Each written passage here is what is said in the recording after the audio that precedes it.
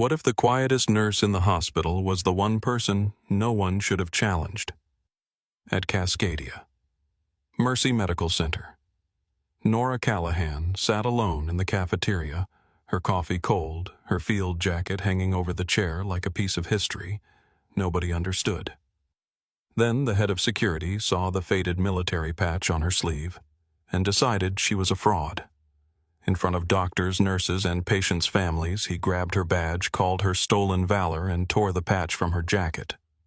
But he didn't know what that patch meant. He didn't know the name they whispered in the dark outside Kandahar. They called her Night Falcon. Watch until the end, because this isn't just about revenge. It's about trauma, courage, and the price of being underestimated. Like this video and comment where you're watching from. Before those words emptied the cafeteria, before Wade Rourke's fingers closed around the wrong patch, Nora Callahan had begun her morning the way she began every morning, in silence. Rain tapped against the windshield of her old blue Subaru as she drove through Tacoma before sunrise. The city was still half asleep, all wet pavement, gray streetlights, and the low hum of traffic heading toward the port. Nora kept both hands on the wheel. 10 and 2. Always. Her knuckles were pale under the passing glow of red lights. In the passenger seat lay her field jacket, folded with the kind of care most people saved for church clothes or funeral flags. The fabric had faded from deep charcoal to storm cloud gray. The cuffs were frayed. One pocket button had been missing for 3 years. On the left sleeve above the elbow, a black falcon curved across a crescent moon, its wings spread as if it were cutting through darkness. Nora glanced at it once, then looked back at the road. A siren rose behind her. Her body reacted before her mind had time to name the sound. Her shoulders locked. Her fingers tightened. The wet streets of Tacoma blurred for half a heartbeat, and in their place came dust-smoke rotor wash men yelling over radio static. A voice in her memory screamed for a medic. Another begged for his mother. Somewhere close, metal burned. The ambulance passed on her left, lights flashing blue and white across her face. Nora inhaled through her nose, held it, counted to 4, released it slowly. The traffic light turned green. She drove. Cascadia Mercy Medical Center appeared at the top of the hill, 12 stories of glass concrete and fluorescent endurance. It was the kind of hospital that never truly slept. At dawn, ambulances already waited near the emergency entrance. A janitor smoked under the awning with one hand tucked inside his coat. A young mother carried a feverish child through the sliding doors. 2 paramedics leaned against their rig, laughing too loudly because the night had been too long. Nora parked in the far corner of the employee lot. She always did. It gave her a clear view of the exits, the driveway, and the narrow path between the parking garage and the loading dock.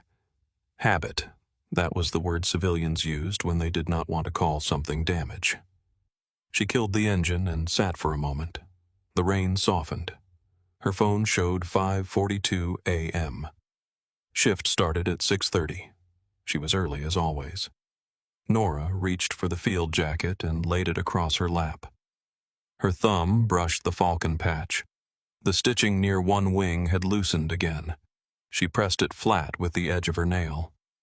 Not today, she thought.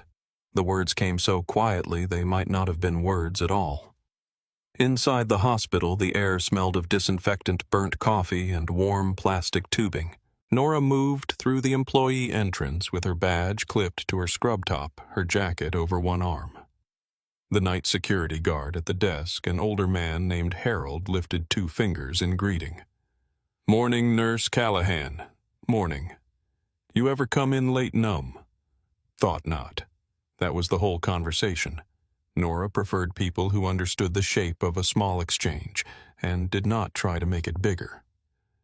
In the locker room, she changed into navy scrubs, tied her hair at the base of her neck, and checked her pockets by touch. Trauma shears, pen light, black ink pen, spare gloves, alcohol pads.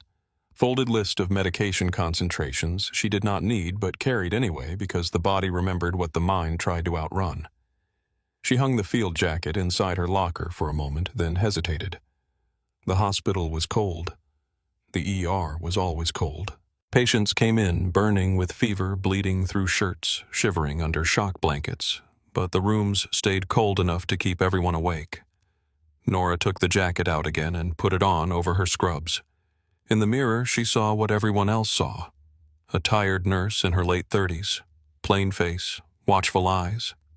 A faint scar near the jaw that looked like an old kitchen accident if no one asked questions. Nothing dramatic, nothing heroic, nothing that would make strangers step aside in a hallway. That was good. At 6:21, she entered the emergency department. The charge nurse, Beth Alvarez, looked up from the board. Her hair was twisted into a clip that had given up sometime during night shift. Callahan, thank God. Bay 4 needs a line, Bay 2 is waiting on labs, and the psych hold in 7 keeps trying to lick the blood pressure cuff. Nora took the chart from her hand. Good morning to you, too. Beth blinked, then gave a tired laugh. That might be the most personality you've shown all month. Nora did not answer. She was already moving. The ER did not require small talk. It required hands that knew where to go. It required eyes that could read skin color, breathing pattern, pupil size, tremors, lies, fear. It required a person to walk into chaos and decide what mattered first. Nora liked that part. In Bay 4, a construction worker with a mangled forearm cursed at everyone who came near him. His hand was wrapped in bloody towels, and his boots had left mud across the tile. No more needles, he snapped when Nora stepped in. The last girl dug around like she was drilling for oil. Nora pulled on gloves. I'm better than the last girl. He squinted at her. You always that confident? No. She tied the tourniquet, tapped once near the wrist, and slid the catheter in before he finished bracing himself. The man stared. That's it. That's it. He looked almost offended by the lack of pain. Nora taped the line, connected fluids, and checked the bleeding under the towels. Deep laceration. Tendon involvement likely. No arterial spray. Good. You'll need surgery, she said. He swallowed. The anger fell away, leaving a scared man in a dirty work shirt. Am I going to lose the hand? Nora met his eyes. Not if we keep pressure and get ortho moving. So keep your arm still and stop trying to scare the interns. He laughed once, shaky but real.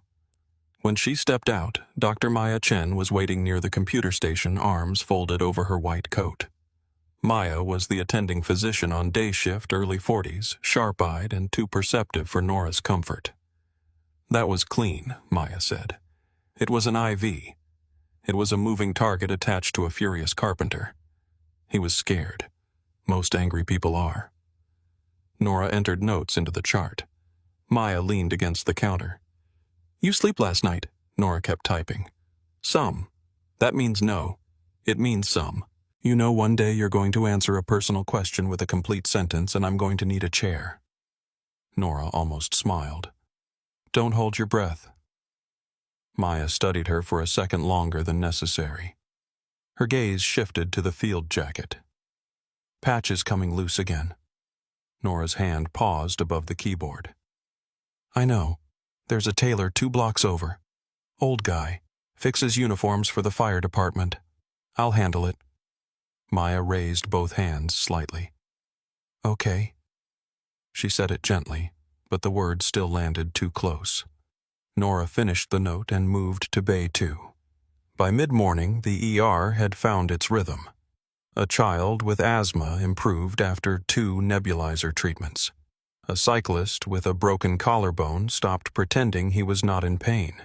An elderly woman with chest pressure was admitted for observation.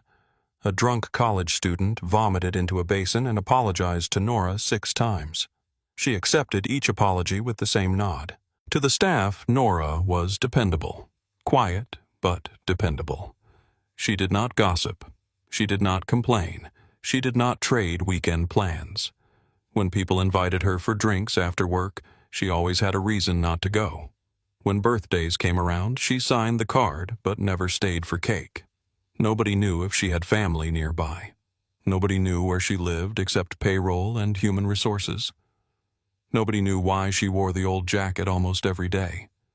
Some thought she was shy. Some thought she was rude. Maya thought she was hiding.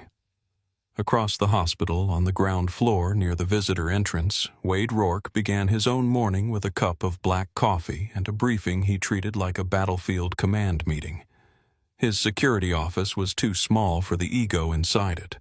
The walls were covered with framed certificates: workplace violence response, defensive tactics, emergency preparedness, active shooter awareness. A photo of Wade in a pressed uniform stood beside a shelf of challenge coins he had bought online and never explained. He was 46 broad through the shoulders, with a square jaw and a haircut that looked stricter than hospital policy required. He liked polished boots, clipped commands, and people who stepped aside when he entered a room. Ethan Pike stood near the door, notebook in hand. He was 25 and 6 months into the job. Tall, lean, unsure of where to put his hands when Wade spoke. Beside him, Cole Denner leaned against a filing cabinet, thick arms crossed chewing gum like it owed him money. Wade pointed at the schedule. "North entrance has been sloppy. I saw 2 visitors come through without badges yesterday." Ethan frowned. "I thought they were with the oncology group." "You thought," Wade said. "That's the problem." Cole smirked. Wade took a slow sip of coffee.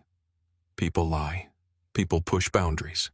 People walk into places they don't belong because nobody wants to be rude enough to stop them. We are not here to be liked.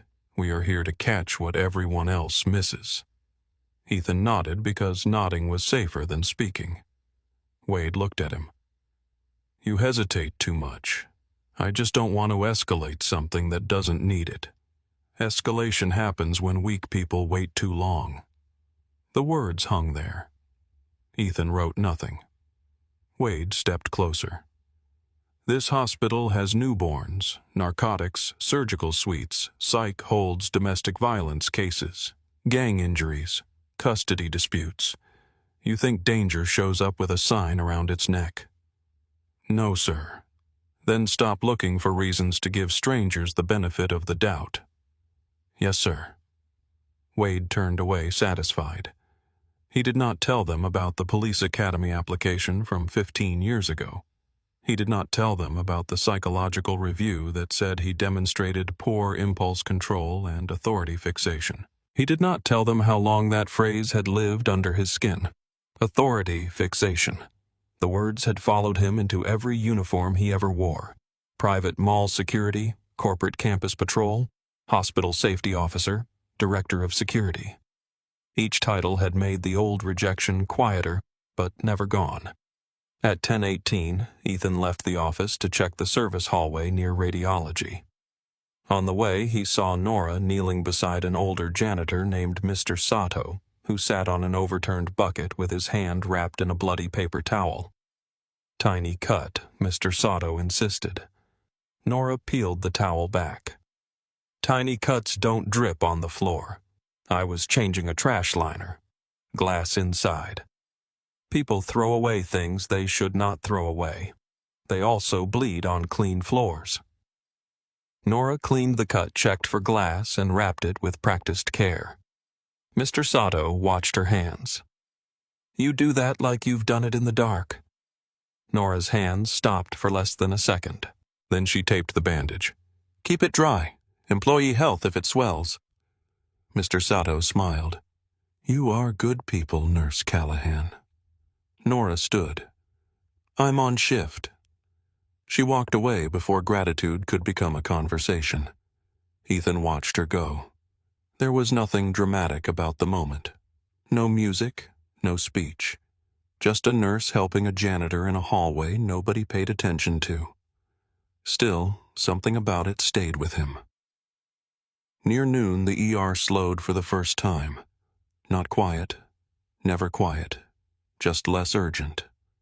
Beth told Nora to take lunch before the next wave hit. Nora tried to refuse, but Beth pointed toward the hallway with the authority of someone who had not sat down in 9 hours. 30 minutes. Go. Nora washed her hands, checked on Bay 4 one last time, then walked toward the locker room. She considered leaving the jacket behind. The thought came suddenly for no reason she liked. She opened her locker. The patch faced outward. Black falcon, crescent moon. Her fingers touched the loose thread again. The memory came hard. A desert night. Wind snapping tent canvas. A generator coughing behind the surgical station. Nora sitting on an ammunition crate because there were no chairs left. Her hands scrubbed raw, her sleeves stiff with dried blood. Sergeant Owen Bell standing in front of her with that crooked grin he used when the world was still burning, but he wanted everyone to pretend it was fine. He held out the patch. "You earned this, Doc." She stared at it. "It's a bird. It's a falcon. It looks angry. So do you." She had laughed then. A tired, broken laugh, but real. Owen crouched in front of her, the patch in his palm. "They were calling for you on the radio before they knew your name. Night Falcon moving. Night Falcon has eyes on casualties. Night Falcon coming back with 6. It's stuck. I don't want a call sign.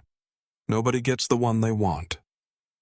She looked away toward the dark beyond the floodlights. "I just did my job." Owen's voice softened. "No. You did what everyone else thought was impossible, and then you asked for more gauze." He pinned the patch to her sleeve himself because her hands were shaking too badly. "Wear it," he said. "One day you'll forget this night was real. This will remind you." The memory shifted. A phone ringing in a small apartment years later. Owen's name on the screen. Nora staring at it until it stopped. A voicemail notification.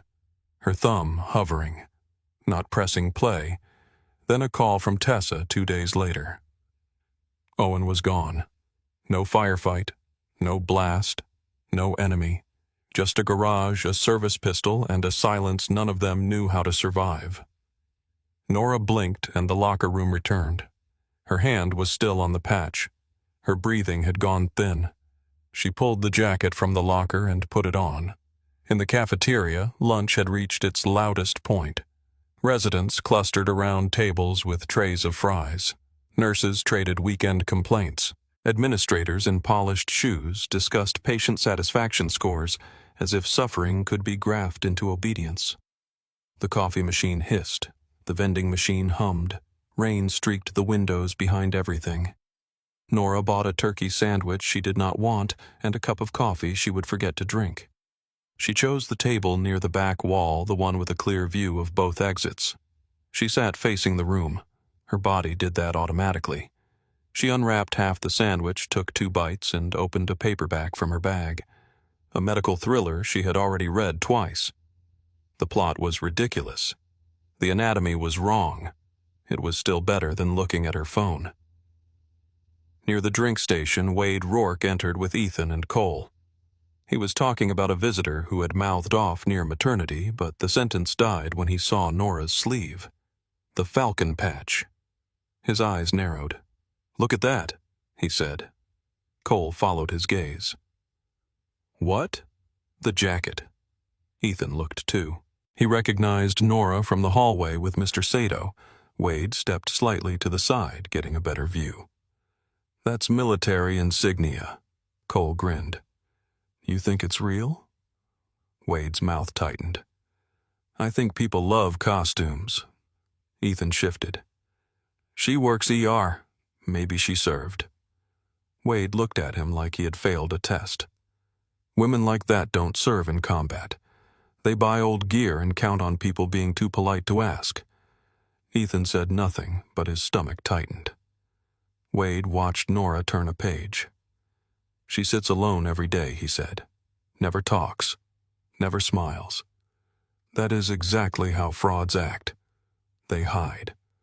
Or they just want lunch," Ethan said quietly. Wade heard him. His face went still. "You questioning my judgment?" "No, sir." "Good. Wade set his coffee down on a nearby table and started walking. Ethan followed because he was supposed to. Cole followed because he wanted to. Nora sensed them before they reached her, the shift in air, the pattern of steps. One direct, one reluctant, one heavy. She kept her eyes on the book for one more sentence, though she had stopped reading. Wade stopped beside her table. "That yours?" Nora looked up. His hand pointed at the jacket. Her face remained calm. "Yes." "Where'd you get it?" "It was issued to me." The table beside them quieted. Wade leaned closer. "Issued by who?" Nora closed the book, keeping one finger inside to mark the page. "Is there a problem?" I asked a question, and I answered one. Cole let out a small laugh. Wade's eyes hardened. What branch? Nora looked from Wade to Ethan to Cole, then back to Wade. "Army. Unit." She said nothing. Rank still nothing. Wade smiled, but there was no humor in it. "Convenient." Nora's voice stayed even. "I'm eating lunch. You are wearing what appears to be military property on hospital grounds and refusing to verify your right to wear it. It is my jacket. Prove it." A few more conversations died. A phone appeared above a tray of pasta. Someone whispered Nora's name. Ethan felt heat rise in his neck. "Wade," he said softly, "maybe we should do this somewhere else." Wade did not look at him. "We are doing it right here, because she is wearing it right here." Nora stood slowly. She was not tall. 5'6", maybe, smaller than Cole by nearly a foot. But something changed when she rose. Her shoulders settled, her feet placed themselves beneath her, her hands stayed open at her sides. Wade felt it, though he did not understand it. For one brief second, he wanted to step back. He did not. "Employee ID," he said. Nora reached for the badge clipped to her scrub top. Slow, Cole set his hand moving toward his belt. Nora looked at him. The room felt colder. She unclipped the badge and held it out. Wade snatched it from her hand. The plastic clip snapped. Nora's jaw tightened. Wade read the badge aloud. "Nora Callahan, registered nurse, emergency department." He turned it over as if the truth might be hiding on the back. "Doesn't say anything about the Army. It would not." "Convenient again. It is a hospital badge." Wade slipped it into his pocket. "You're coming with us." Nora's eyes changed. Not fear. Something quieter than fear and older than anger. "Give me my badge. You can get it back when we verify your story." "I need it to work." "You should have thought of that before walking in here dressed like a war hero." The words struck something deep, but Nora did not let them show. "I never said I was a hero." "That is the game, isn't it?" Wade said. His voice grew louder for the room. "You put on the patch, let people assume things, and then hide behind silence." Nora glanced at the phones now pointed at her. "You are making a mistake." Wade smiled. "No, I am correcting one." He nodded to Cole. "Escort her to security." Ethan's stomach dropped. "Wade, we do not have authority to detain an employee over a jacket." Wade turned his head slowly. "I gave an order." Cole reached for Nora's arm. Nora looked down at his hand before it touched her. "Do not." Cole grabbed her anyway. The movement that followed was so small some people missed it. Nora turned her wrist, stepped inside the pressure instead of away from it, and let Cole's own grip fail against the angle. His hand slipped free. His weight pitched forward. He caught himself on the edge of the table, knocking over Nora's coffee. Brown liquid spread across the plastic tray. The cafeteria gasped. Nora had not struck him. She had not shoved him. She had simply ceased to be where he expected her to be. Wade's face flushed dark. "You just assaulted my officer. He grabbed me. You resisted. I moved." Cole straightened, embarrassed now, which made him more dangerous. Wade pulled Nora's badge halfway from his pocket and held it between two fingers. "Come get it." Nora did not move. Wade's smile returned. "That is what I thought." Then his eyes dropped to the falcon patch. Nora saw the decision before he made it. Her voice lowered. "Wade, do not touch that." The use of his name seemed to irritate him more. He reached out and closed his fingers around the patch. The room held its breath. For one instant, Nora was back in the desert with Owen Bell's hands pressing that same patch to her sleeve. Then Wade pulled. The stitches tore. The sound was small, thin, almost nothing. Nora went perfectly still. Wade held the patch up for everyone to see. "Fake," he said. "Just like I thought." Nora looked at the torn place on her sleeve, then at the black falcon hanging from Wade's fingers. When she spoke, her voice was quiet enough that people leaned in to hear it. "They called me Night Falcon." The cafeteria fell into a silence so complete that the rain against the windows sounded like static. The words did not sound like a confession. They sounded like a door opening somewhere underground. Wade Rourke held the torn patch between his fingers, but the victory had drained from his face. He looked around the cafeteria, searching for someone to laugh with him, someone to confirm that this was still his room, his scene, his authority. Nobody did. Nora Callahan stood very still in front of him. Coffee spread across the table behind her. Her badge sat in Wade's pocket. The ripped sleeve of her jacket hung loose at her arm, threads trembling each time she breathed. "What did you say?" Wade asked. Nora's eyes stayed on the patch. "They called me Night Falcon." A spoon dropped somewhere near the vending machines. Ethan Pike felt the hair rise on the back of his neck. He did not know what the words meant, but the way Nora said them made the cafeteria feel smaller. Cole Denner shifted his weight and tried to roll his shoulders like he was still in control, but even he had gone quiet. Wade forced out a laugh. "That's supposed to scare me." "No," Nora said. Her voice was flat, empty in a way that made it worse. "That patch was given to me after a medevac bird went down outside Kandahar. 6 wounded soldiers were pinned beyond the smoke line. Nobody could see them. Nobody could reach them. I went anyway." Wade swallowed. Anyone else might have raised her voice. Nora did not. She spoke like someone reading vital signs. There was fuel burning behind us. Rotor blades snapping apart. Small arms fire from the ridge. I carried plasma tourniquets, morphine, and a radio that only worked when it felt like it. I dragged the first man back by his plate carrier because he had no right leg left below the knee. I carried the second under his arms while he tried to hold his own intestines in with both hands. The phones kept recording. No one moved. The third one kept asking if his wife knew where he was. The fourth was choking on blood. The fifth kept apologizing because he thought I would get killed saving him. The sixth was Owen Bell. Her voice changed on that name. Not louder, not weaker, just alive enough to hurt. Owen pinned that patch on me 12 hours later because my hands were shaking too badly to do it myself. The torn patch sagged in Wade's grip. Nora looked up at him. "And you ripped it off because you needed to feel important." Wade's mouth opened, but nothing came out. Then a voice cut through the silence from the cafeteria entrance. "Wade, put down that patch before you ruin the rest of your life." Dr. Samuel Mercer stood just inside the doors. He was still wearing his surgical cap, his white coat open over scrubs, darkened at the collar from a long morning in trauma.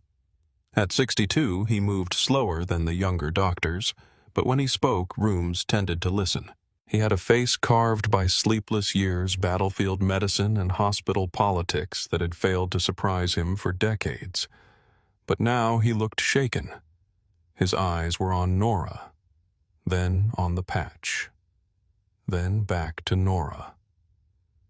"Nora," he said carefully, Were you attached to the 212th Forward Resuscitative Surgical Team?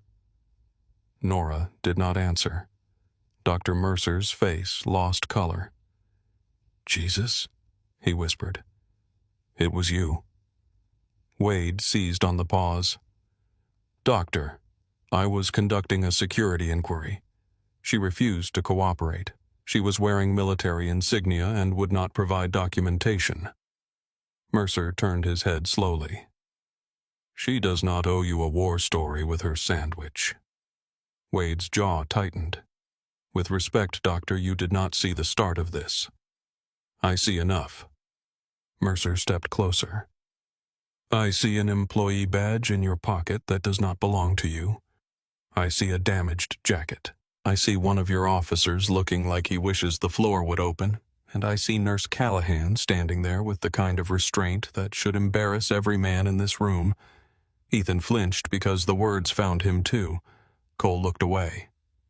Wade lifted his chin. She resisted security. She removed herself from a hand that had no right touching her. This is hospital property, and not your kingdom. The line landed hard. A murmur passed through the cafeteria. Wade's eyes flashed toward the crowd. Everybody turn those phones off, he barked. Nobody did. Dr. Mercer came to Nora's side, but he did not touch her. Somehow he understood that touching her without permission would be another trespass. Are you hurt? He asked. No. Did he strike you? No. Did anyone else? Nora looked at Cole. He grabbed my arm. I broke the hold. Mercer's gaze moved to Cole. Did she hit you? Cole cleared his throat. No. Did she threaten you? No. Then consider yourself fortunate she was being gentle. Wade's face darkened again. That sounds like a threat. Mercer looked at him like he was something unpleasant on a lab report. No, Wade. That was a medical assessment. At the edge of the crowd, Beth Alvarez pushed through with her phone in hand. Dr. Mercer administration is on the way. So is legal. Good, Mercer said. Tell them to bring an apology and a resignation form. Wade stepped forward. You can't talk to me like that. Nora finally looked at him again. He can. Wade turned toward her, almost grateful for a target. You think this is over because he recognizes some nickname? No, Nora said. I think it is over because you crossed a line you cannot uncross. The cafeteria doors opened again. Diane Whitaker entered first, walking fast enough that her heels clicked unevenly across the tile. She was the hospital's chief executive officer, all tailored Navy suit-controlled expression and eyes that were already calculating damage. Beside her came Ava Price from legal carrying a tablet and the pale face of someone who had heard the words veteran assault and video in the same sentence. What happened? Diane asked. No one answered at first. Then 10 people spoke at once. Wade raised his voice over them. This employee was suspected of stolen valor and refused to comply with security verification. Nora laughed once. It was sharp, brief, and humorless. Diane looked at her torn sleeve, then at Wade's hand. What is that? Wade looked down as if he had forgotten he was still holding the patch. Nora answered. Mine. Diane's eyes tightened. Mr. Rourke, why are you holding Nurse Callahan's property? I removed it as part of the inquiry. Ava Price closed her eyes for half a second. Dr. Mercer's voice went cold. He tore it off her jacket in front of half the hospital. Diane went very still. Wade tried again. She refused to provide proof of service. Mercer stepped between them. She is Captain Nora Callahan, United States Army, formerly attached to the 212th Forward Resuscitative Surgical Team. If you had taken 30 seconds to ask a professional question instead of staging a public execution, you might have learned that before committing professional suicide. A ripple moved through the room. Captain. The word did not sit on Nora like a title. It struck her like something thrown from the past. Diane looked at Nora. Is that true? Nora's eyes narrowed. What part? That you served. Nora looked past her toward the windows where rain slid down the glass in silver lines. Yes. Ava spoke carefully. Nurse Callahan, we should move this conversation to a private room. No, Nora said. Ava hesitated. I understand this is emotional. Nora turned back to her. You do not. The legal counsel fell silent. Wade's confidence had begun to rot into panic. He could feel the room changing against him, but pride kept him standing where any wiser man would have retreated. Anybody can claim rank, he said. Dr. Mercer stared at him. Stop talking. No. I want documentation. You want a way out. I want the truth. The cafeteria doors opened a third time. This time the room did not murmur. It parted. 2 uniformed soldiers entered first, their boots clean, their posture exact. Behind them walked a woman in dress greens with silver hair pulled tight at the back of her head and Colonel's eagles on her shoulders.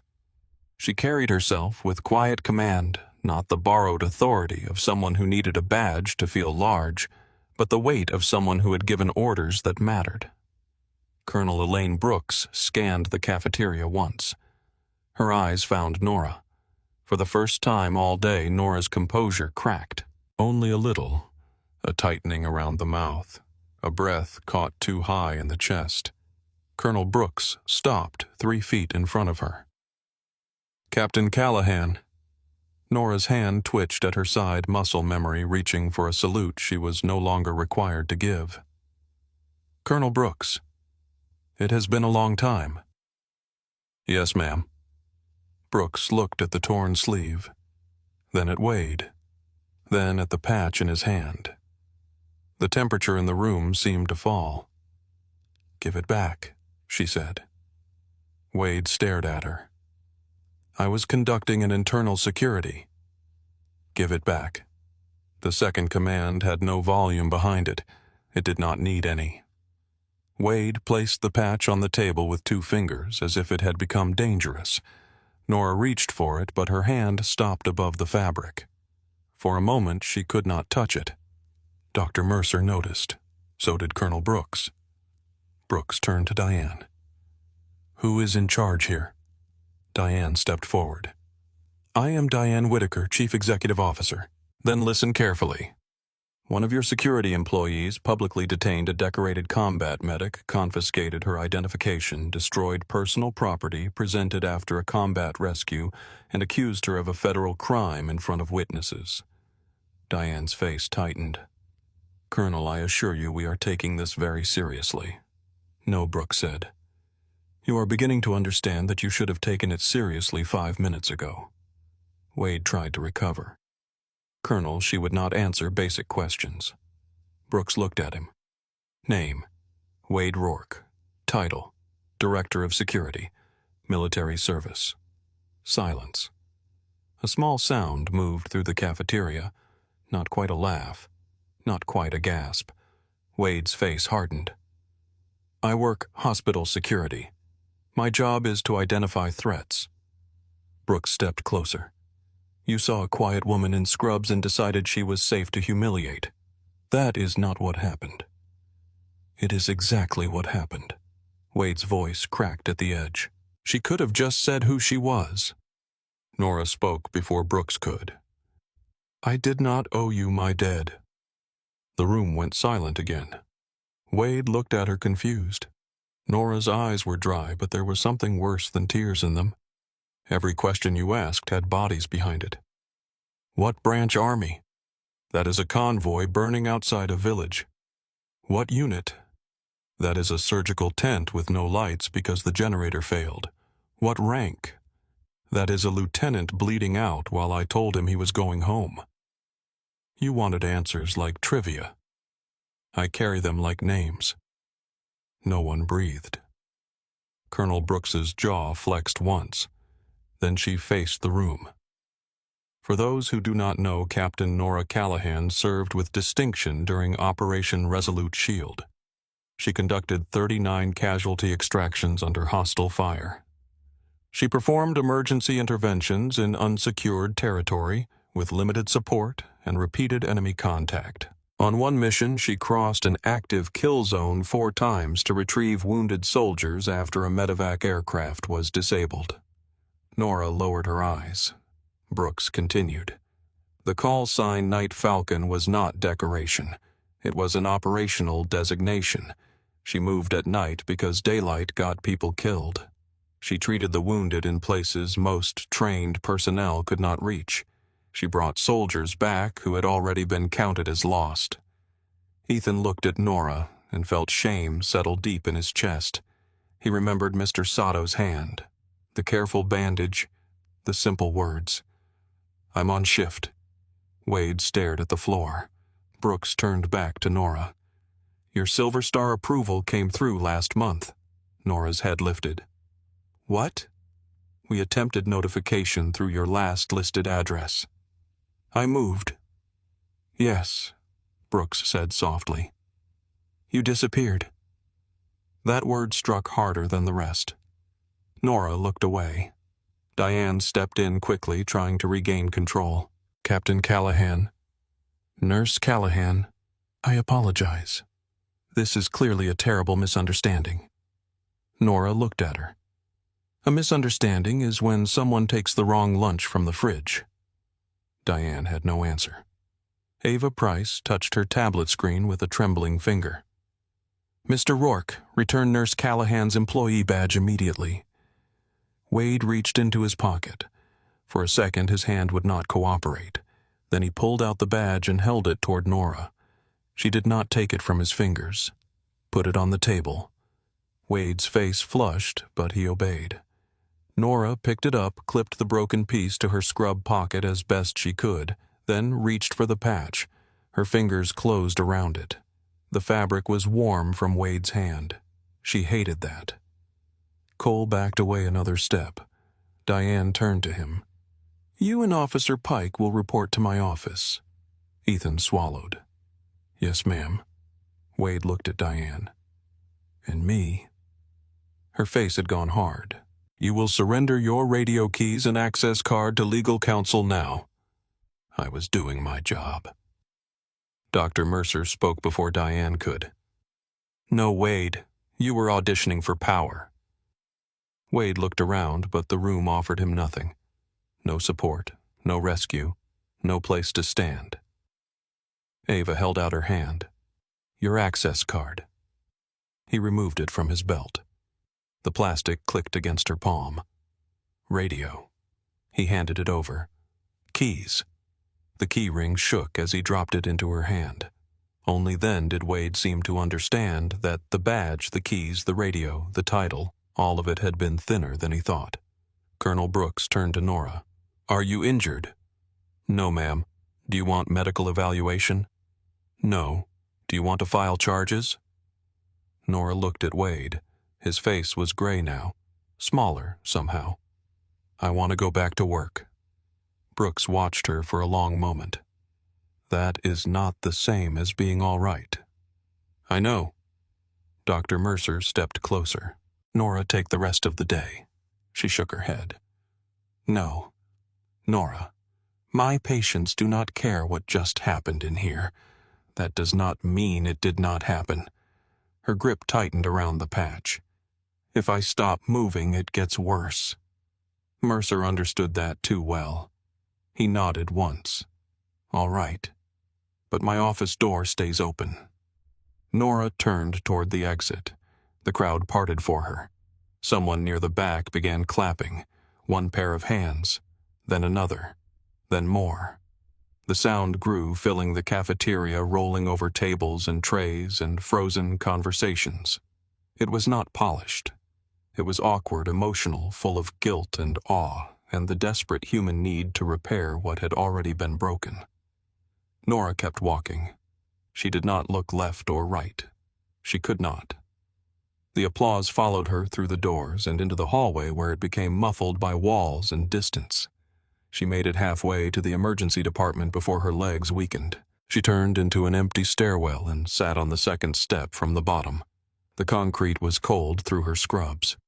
Her hands shook so hard the patch slipped from her fingers and landed in her lap. She stared at it. The black falcon was torn through one wing. For a moment she was back under Afghan stars. Owen Bell grinning through exhaustion, telling her to wear it because one day she would forget the night was real. She had not forgotten. That was the problem. The stairwell door opened. Nora's shoulders tightened. Ethan Pike stepped in and stopped as soon as he saw her. "I'm sorry," he said. Nora did not answer. He stayed near the door, careful not to come closer. "I should have said something. I knew it felt wrong. I knew he was pushing too hard." Nora looked at him then. Really looked. He was young. Younger than some of the soldiers she had held together with gauze and prayer. His face carried the stunned misery of someone meeting his own cowardice for the first time. "Why didn't you?" she asked. Ethan swallowed. "He is my boss." Nora nodded slowly. "That was your answer." His eyes dropped. "I was scared. So was I." That made him look up. Nora's voice stayed quiet. "Being scared is not the failure. Letting fear choose for you is." Ethan blinked hard. "I can tell them what happened. I will." "That is not for me," Nora said. "That is for you." He nodded, though he did not fully understand. Nora picked up the patch and stood. Her knees steadied under her. At the stairwell door, she paused. When power stands in front of cruelty and stays quiet, cruelty hears permission. Ethan absorbed the words like a sentence handed down. Nora left him there. The ER was already calling her back before she reached the nurse's station. Beth looked up, eyes wide and wet. "Callahan." "I heard Bay status." Beth stopped herself. "Bay 1 is clear. Bay 2 chest pain waiting on cardiology. Bay 5 abdominal trauma from a fall. Bay 7 still hates the blood pressure cuff." Nora took a pair of gloves from the box. "Good." Dr. Maya Chen came out of Trauma Bay 3 and froze when she saw the torn sleeve. "Nora." "Not now." Maya searched her face, then nodded. "Gunshot wound coming in. 2 minutes out. Young male. Upper chest. Hypotensive." Nora pulled on the gloves. "Trauma 1. Trauma 1." The ambulance doors burst open moments later. Paramedics rolled in a young man on a gurney, 18 or 19, face slick with sweat, blood blooming through pressure dressings near his collarbone. His eyes were huge and unfocused, hunting the ceiling tiles like they might tell him whether he would live. Nora moved to his side. "What's his name?" "Caleb Martin," the paramedic said. "Single GSW right upper chest. Possible exit posterior shoulder, BP 86/50, pulse 140 oxygen dropping." Nora leaned into Caleb's line of sight. "Caleb, I'm Nora. You're at Cascadia Mercy. I'm going to stay with you." His lips trembled. "Am I gonna die?" The question passed through her like a bullet through old scar tissue. She heard it in another voice, in another place, under another sky. She placed 2 fingers against his wrist and found the pulse fast but there. "Not if I can help it," she said. "But I need you to stay with my voice." He tried to nod. The team moved around her. Monitor leads. Oxygen. Scissors cutting fabric. Maya calling for blood. Beth hanging fluids. A resident fumbling with tape until Nora took it from his hand without looking. Her world narrowed. Pulse. Pressure. Airway. Bleeding. The cafeteria weighed the patch. The applause, all of it moved somewhere behind glass. Here, there was only the patient. Caleb Nora said, "Tell me your birthday." He blinked. "What birthday?" "March 9th. "Good. Keep talking to me. You like baseball, no? Smart kid." His mouth twitched despite the pain. Maya glanced at Nora over the patient's chest. Their eyes met. Maya saw the tremor in Nora's hands had vanished. Not because she was fine, because someone was bleeding. That had always been the place where Nora knew what to do. 20 minutes later, Caleb was on his way to surgery with a pulse that had steadied under Nora's fingers. She stood in the hallway as the doors closed behind him. For one breath, nobody spoke. Then the ER resumed around her. Phones rang. Monitors chirped. Someone called for transport. Someone cursed at the printer. Life went on with its brutal indifference. Nora looked down at her sleeve. The patch was gone from it now, folded in her pocket. Maya stepped beside her. "You saved him." Nora watched the surgical doors. "We stabilized him." "Nora." She turned away. "I need a new badge clip." Maya did not follow. Across the hospital, in a conference room with frosted glass, Wade Rourke sat without his radio, without his keys, without his title, feeling secure for the first time in years. Diane Whitaker, Ava Price, and Colonel Brooks stood across from him. Ethan waited outside the door, hands clasped together, preparing to tell the truth. In the ER, Nora Callahan washed blood from her wrists and watched pink water spiral down the drain. By the time night settled over Tacoma, her name had already begun moving through the city without her permission. By morning, Nora Callahan's name had crossed Tacoma faster than the rainwater running down the hospital windows. She learned it from the way people stopped talking when she entered the break room. At 6:57 a.m., she walked through the employee entrance with the same old field jacket over her arm, the torn sleeve folded inward so the damage did not show. Her badge hung from a temporary clip Beth had found in a drawer near the nurse's station. It was bright orange and said "Visitor" in block letters. Nora hated it immediately. Harold, the old guard at the desk, looked up from his crossword and saw her. His face changed. Not much. Just enough. "Nurse Callahan," he said softly. "Morning." He stood, which he never did. "I heard about yesterday." Nora kept walking. Most people did. "Are you all right?" The question followed her down the hallway. She did not answer because the honest answer did not fit inside hospital language. She was breathing. She was upright. She could start an IV in the dark and calculate pressors while half asleep. That had counted as all right for years. The emergency department was already crowded. 2 ambulances offloaded at once. A toddler cried behind a curtain. A man with a dislocated shoulder cursed at the ceiling. Monitors beeped in overlapping rhythms. Usually the noise wrapped around Nora like armor. That morning even the noise seemed to know her name. Beth saw her first. "You came in. My shift starts at 7. Beth pressed her lips together. "That is not what I meant." "I know." Dr. Maya Chen emerged from trauma 2, drying her hands on a paper towel. She stopped when she saw Nora. Her eyes flicked to the jacket, then to Nora's face. "Administration wants you upstairs at 9. I'm working. They said it is mandatory. Patients usually are." Maya stepped closer, lowering her voice. "Nora, the video is everywhere."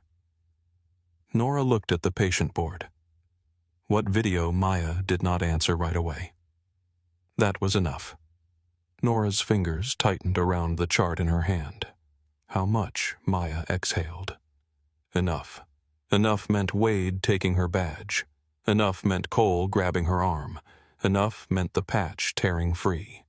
Enough meant her standing there while strangers watched her bleed without blood. "Take it down," Nora said. "It is not ours to take down. Find who posted it." "Nora, find them." Maya's expression softened, and Nora hated that even more than the attention. "You know how this works. Once it spreads, nobody owns it anymore." Nora looked toward the ambulance bay doors. They slid open and 2 paramedics rolled in a woman clutching her chest, rainwater dripping from the wheels of the stretcher. "Chest pain," Nora said. Maya watched her lock the conversation away. "Trauma 3 is open." Then I'll take her." For the next 2 hours, Nora worked like nothing had changed. She drew labs, started lines, adjusted. Oxygen, hung fluids, changed dressings, calmed. Panic corrected a resident before he ordered the wrong dose of anticoagulant. Her hands knew their tasks. Her voice stayed steady. Her face gave nothing away. But the hospital had shifted around her. A respiratory therapist nodded too solemnly. A resident straightened when she passed. A patient's wife whispered, "That's her," as Nora entered Bay 5. A volunteer near the elevators touched Nora's sleeve and said, "Thank you for your service," with wet eyes and a smile that expected gratitude back. Nora pulled her arm away gently. "Excuse me." She made it to the medication room before her breath shortened. Inside, the air smelled of plastic drawers and alcohol wipes. She stood between shelves of saline flushes and crash cart supplies, gripping the counter until the edge bit into her palm. The words were always the same. "Thank you for your service." People meant kindness. Nora knew that. But they said it like they were placing flowers on a grave she had not agreed to show them. Maya found her there. She did not ask if Nora was okay. Instead, she closed the door and leaned against it. "When I was in residency, Maya said I had an attending who called me sweetheart in front of patients. He would ask if I needed a man to help with procedures. If I made a mistake, it was because women were emotional. If I did well, it was because I got lucky." Nora stared at the supply cabinet. "I reported him twice. Nothing happened. So I learned to be smaller around him. Quieter, easier to ignore." Nora's jaw flexed. "This is not the same. No. But I know what it feels like when someone tries to shrink you in public." Nora let out a slow breath. He tore the patch. "I know. You don't." Maya waited. Nora looked at the closed door. For years she had survived by giving people the least amount of truth possible. Name, title, task. Nothing more. But the patch was in her jacket pocket, now torn through the wing, and silence had not protected it. "Owen gave it to me," she said. Maya did not move. "My team leader, Sergeant Owen Bell. He pinned it on my sleeve after Kandahar because my hands would not stop shaking." Nora swallowed. "He died 6 months after I came home." Maya's voice was quiet. In combat, Nora shook her head. "Garage. Service pistol. His wife found him." The medication room seemed to shrink. Nora looked down at her hands. "He called me the week before. I saw his name. I let it ring. I told myself I'd call back when I had enough air in my chest to sound normal." Her lips pressed together. "I never called. Maya said nothing because there was nothing clean to say. That patch was the last thing he gave me. Wade did not tear fabric. He put his hands on the one piece of that life I still let myself keep." Maya's eyes glistened, but she did not reach for Nora. She had learned. "Then don't let him be the last person who touched it." Nora looked at her. The sentence entered slowly like medicine through a narrow vein. Before she could answer, her pager went off. Both women looked down. Bay, too, needed her. Nora wiped her face with the heel of her hand, though no tears had fallen. Back to work. At 9:15, Diane Whitaker sent Beth to collect her. Nora entered the administrative conference room, still wearing scrubs. She smelled faintly of antiseptic and blood.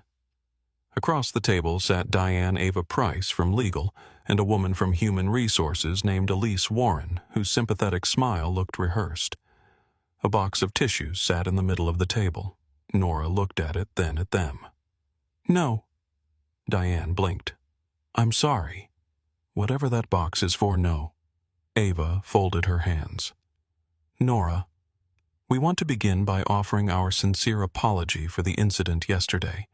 Then begin and end there." Elise leaned forward. "What happened to you was unacceptable and does not reflect the values of Cascadia Mercy." Nora pulled out a chair and sat. It reflected someone you promoted. Diane's expression tightened. Wade Rourke has been suspended pending investigation. Good. So have Cole Denner and Ethan Pike. Nora's eyes shifted. Ethan did not touch me. He failed to intervene. Nora said nothing. Ava tapped her tablet. We are conducting a full internal review. We are also prepared to offer paid leave counseling services and support with media inquiries. There it is, Nora said. Diane frowned. There, what is? The part where concern becomes strategy. Ava's face held. The media attention is significant. Several local outlets have requested statements. We believe it would be best to coordinate messaging to protect your privacy and the hospital's position. My privacy was in the cafeteria yesterday. Silence. Nora looked at each of them. Wade took it. Everyone else filmed it. Now you want to package it. Elise softened her voice. We want to help you feel supported. No, you want to know if I'm going to sue. Ava's professional mask slipped for a fraction of a second. Are you?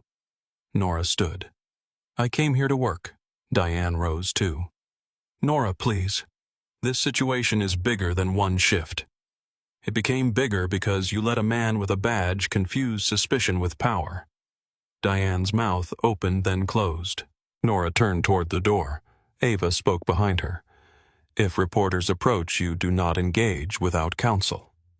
Nora stopped. She looked back. I survived worse people than reporters. Then she left. By noon, the story had grown teeth. Nora did not search for it. It found her anyway. A patient's son played the clip on his phone in Bay 6, not realizing she was behind him. Wade's voice echoed tinny through the speaker. You are wearing stolen military property. Then Nora's own voice, quiet and terrible. They called me Night Falcon. The son turned and saw her. His face went red. I'm sorry. I didn't know you were Nurse Callahan, she said. He nodded quickly. Right. Sorry. Nurse Callahan. She checked his father's IV site without looking at the screen. In the hallway, two orderlies argued about whether Wade had been fired. A resident whispered that Nora had saved an entire platoon. Someone else said she had dragged wounded men through a burning helicopter. The story changed with every mouth that carried it.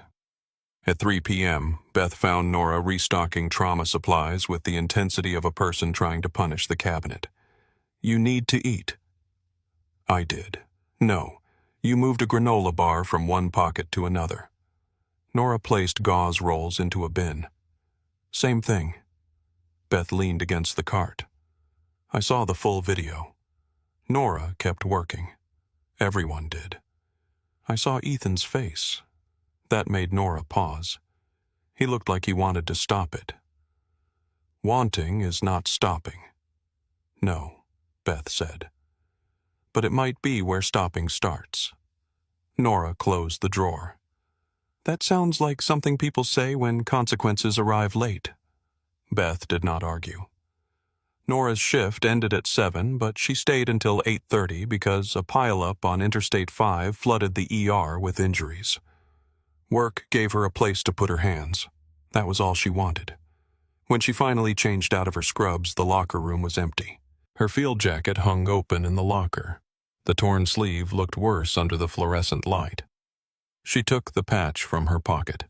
The falcon's wing had split along the stitch line. Not beyond repair, maybe, but not whole. Her phone buzzed. Unknown number. She ignored it. It buzzed again. Then a text appeared. Captain Callahan, this is Colonel Brooks. Call me when you can. Nora stared at the words. Captain belonged to a woman who knew how to stand under mortar fire and make decisions while people screamed. Nurse Callahan belonged to a woman who could disappear into 12-hour shifts and go home alone. Nora was not sure which one had answered the cafeteria yesterday. She put the phone in her bag and walked out. The lobby was full of evening visitors. Near the revolving doors, a local reporter in a brown coat recognized her. Nora Callahan.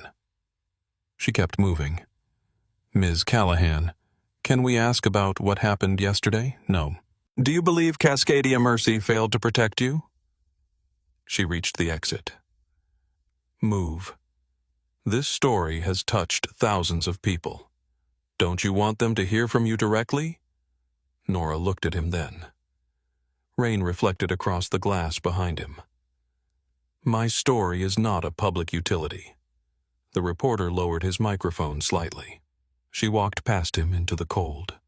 In the parking lot, her Subaru sat under a broken light. Nora unlocked it and slid inside. Only after the doors locked did she let her body shake. Her phone showed 37 missed calls.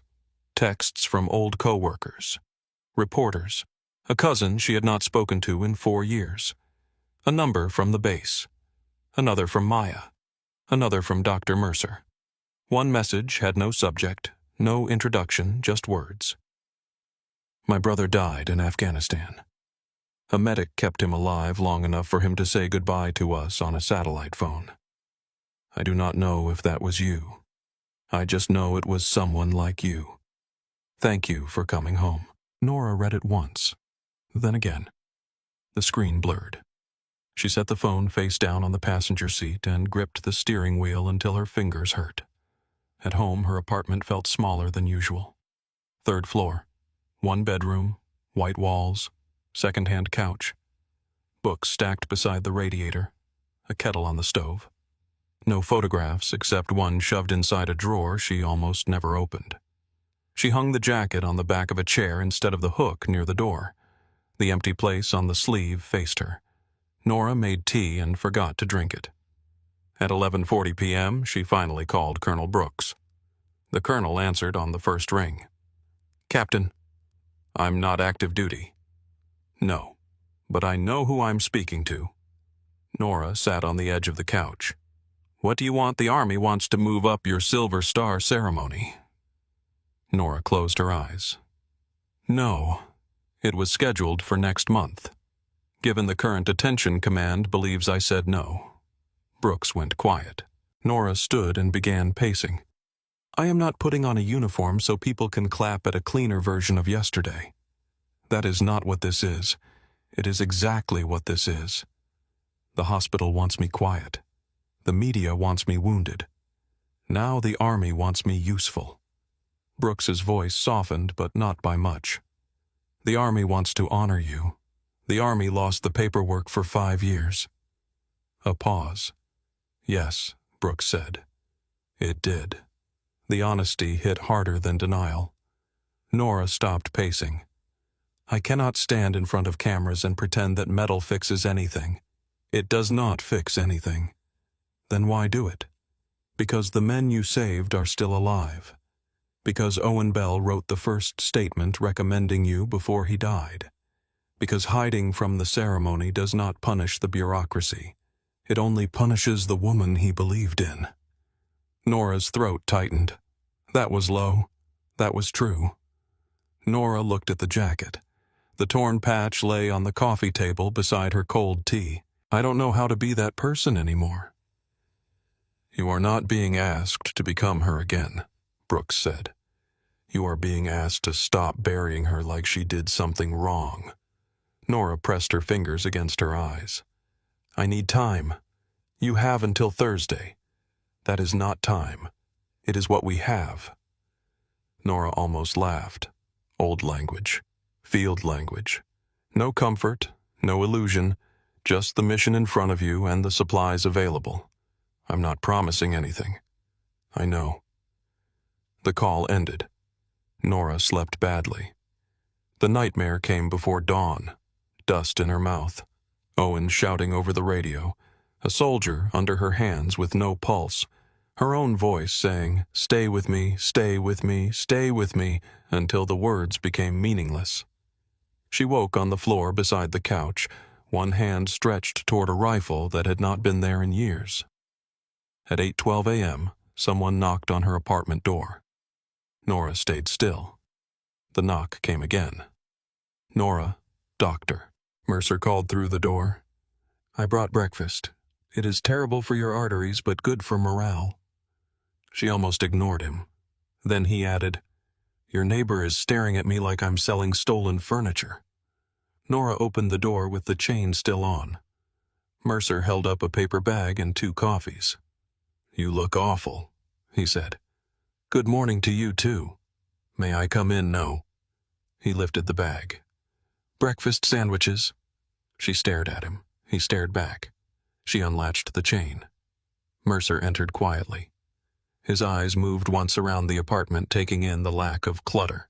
The lack of photographs, the jacket on the chair, the torn patch on the table. He said nothing about any of it. Smart man. They ate at the small kitchen counter. Nora took 3 bites because Mercer watched her like a trauma patient refusing fluids. Wade's hearing is Monday, he said. Nora set the sandwich down. I'm not going.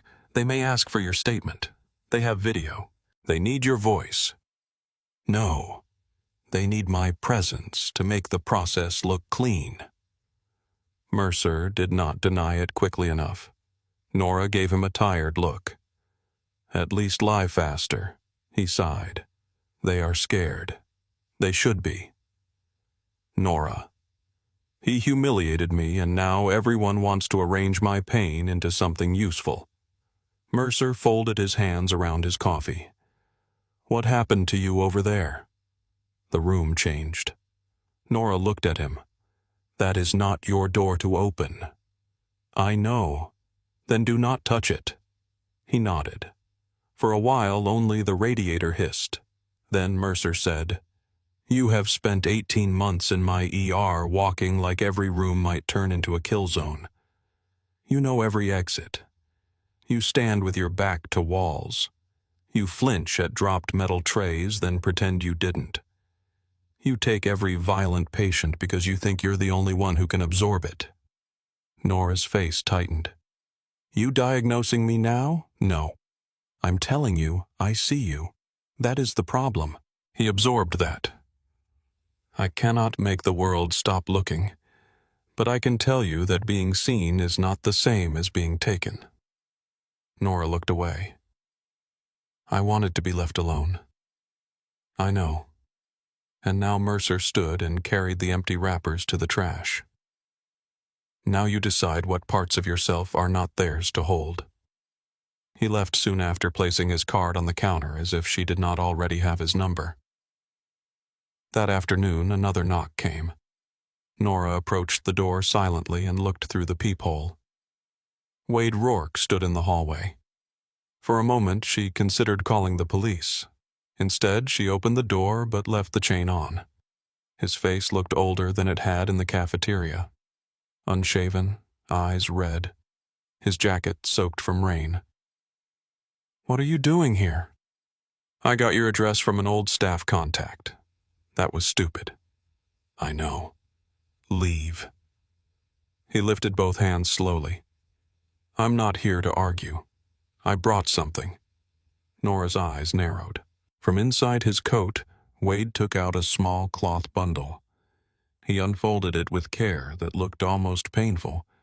The falcon patch lay in his palm, whole. Nora stopped breathing. The split wing had been repaired with dark thread so fine the seam nearly vanished. The crescent had been reinforced. The edges had been cleaned and restitched. It was not new. It still carried age wear, smoke memory, but it was no longer broken. I found a woman near Fort Lewis who restores military insignia, Wade said. His voice was rough. She knew what it was as soon as she saw it. Charged me more than I had, but she fixed it. Nora stared through the gap in the door. It is not the same, he said quickly. I know that. I know I can't make it the same. No, Nora said. He flinched. She opened the door chain still attached and reached through. He placed the patch in her hand. His fingers did not touch hers. Good. The fabric felt stiffer. The repair was careful, almost reverent. Why, she asked. Wade swallowed. Because I tore it. That is what happened. Not why you repaired it. He looked down the hallway, then back at her. "My wife took the kids to her sister's. I lost my job. Reporters are calling. Everyone knows what I did." Nora's expression hardened. "So, this is guilt management." At first he admitted. That surprised her. He breathed out. "At first, yes. I wanted to do one thing that made me feel less like the man in that video. But when the woman repairing it asked me whose patch it was, I said it belonged to a nurse. She looked at me and said, 'No, it belongs to someone who survived something.'" His eyes shone, but no tears fell. "I didn't see that. I saw someone I could push." Nora said nothing. "I am sorry," he said.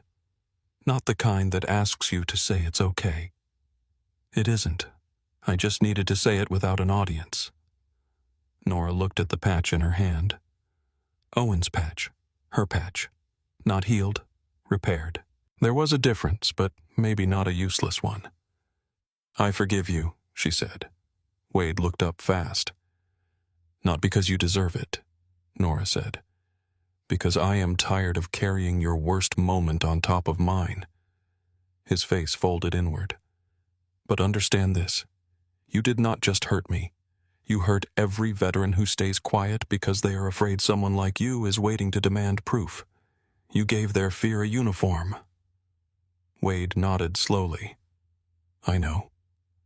"No," she said. "You are beginning to." He accepted that. The hallway stayed quiet between them. Finally, Wade stepped back. "I'll go." "Yes." He turned. "Mr. Rourke." He stopped. Nora held the patch against her palm. "Do not waste what this costs." He nodded once and walked away. That night, Nora sewed the patch back onto her jacket by hand. The stitches were uneven. She had never been good at sewing. Owen would have teased her for it. Tessa would have snatched the needle away and done it right. Andre would have pretended not to notice. Luke would have called it field expedient and declared it good enough. When she finished, she put the jacket on the chair and opened the closet. Her dress uniform hung in a garment bag at the back behind winter coats and clothes she rarely wore. She had not touched it in 5 years. The zipper sounded too loud. The uniform emerged dark, pressed, and unfamiliar. Brass dulled by time, ribbons slightly crooked, shoes wrapped in tissue at the bottom of the bag. Nora laid it across the bed. Her phone buzzed. A text from an unknown number. "Captain Callahan, this is Tessa Vale. Brooks says you might run. Don't. Some of us have waited 5 years to see your face again." Another buzz. "Andre Hayes, you saved my life twice. I still owe you 1 bad cup of coffee and 1 decent hug." Then another. "Luke Serrano. Falcon, if you skip Thursday, I'm driving to Tacoma with this bad knee and making it everyone's problem." Nora sat on the edge of the bed, phone in one hand, repaired patch on her sleeve. Uniform spread before her like a life she had abandoned but never escaped.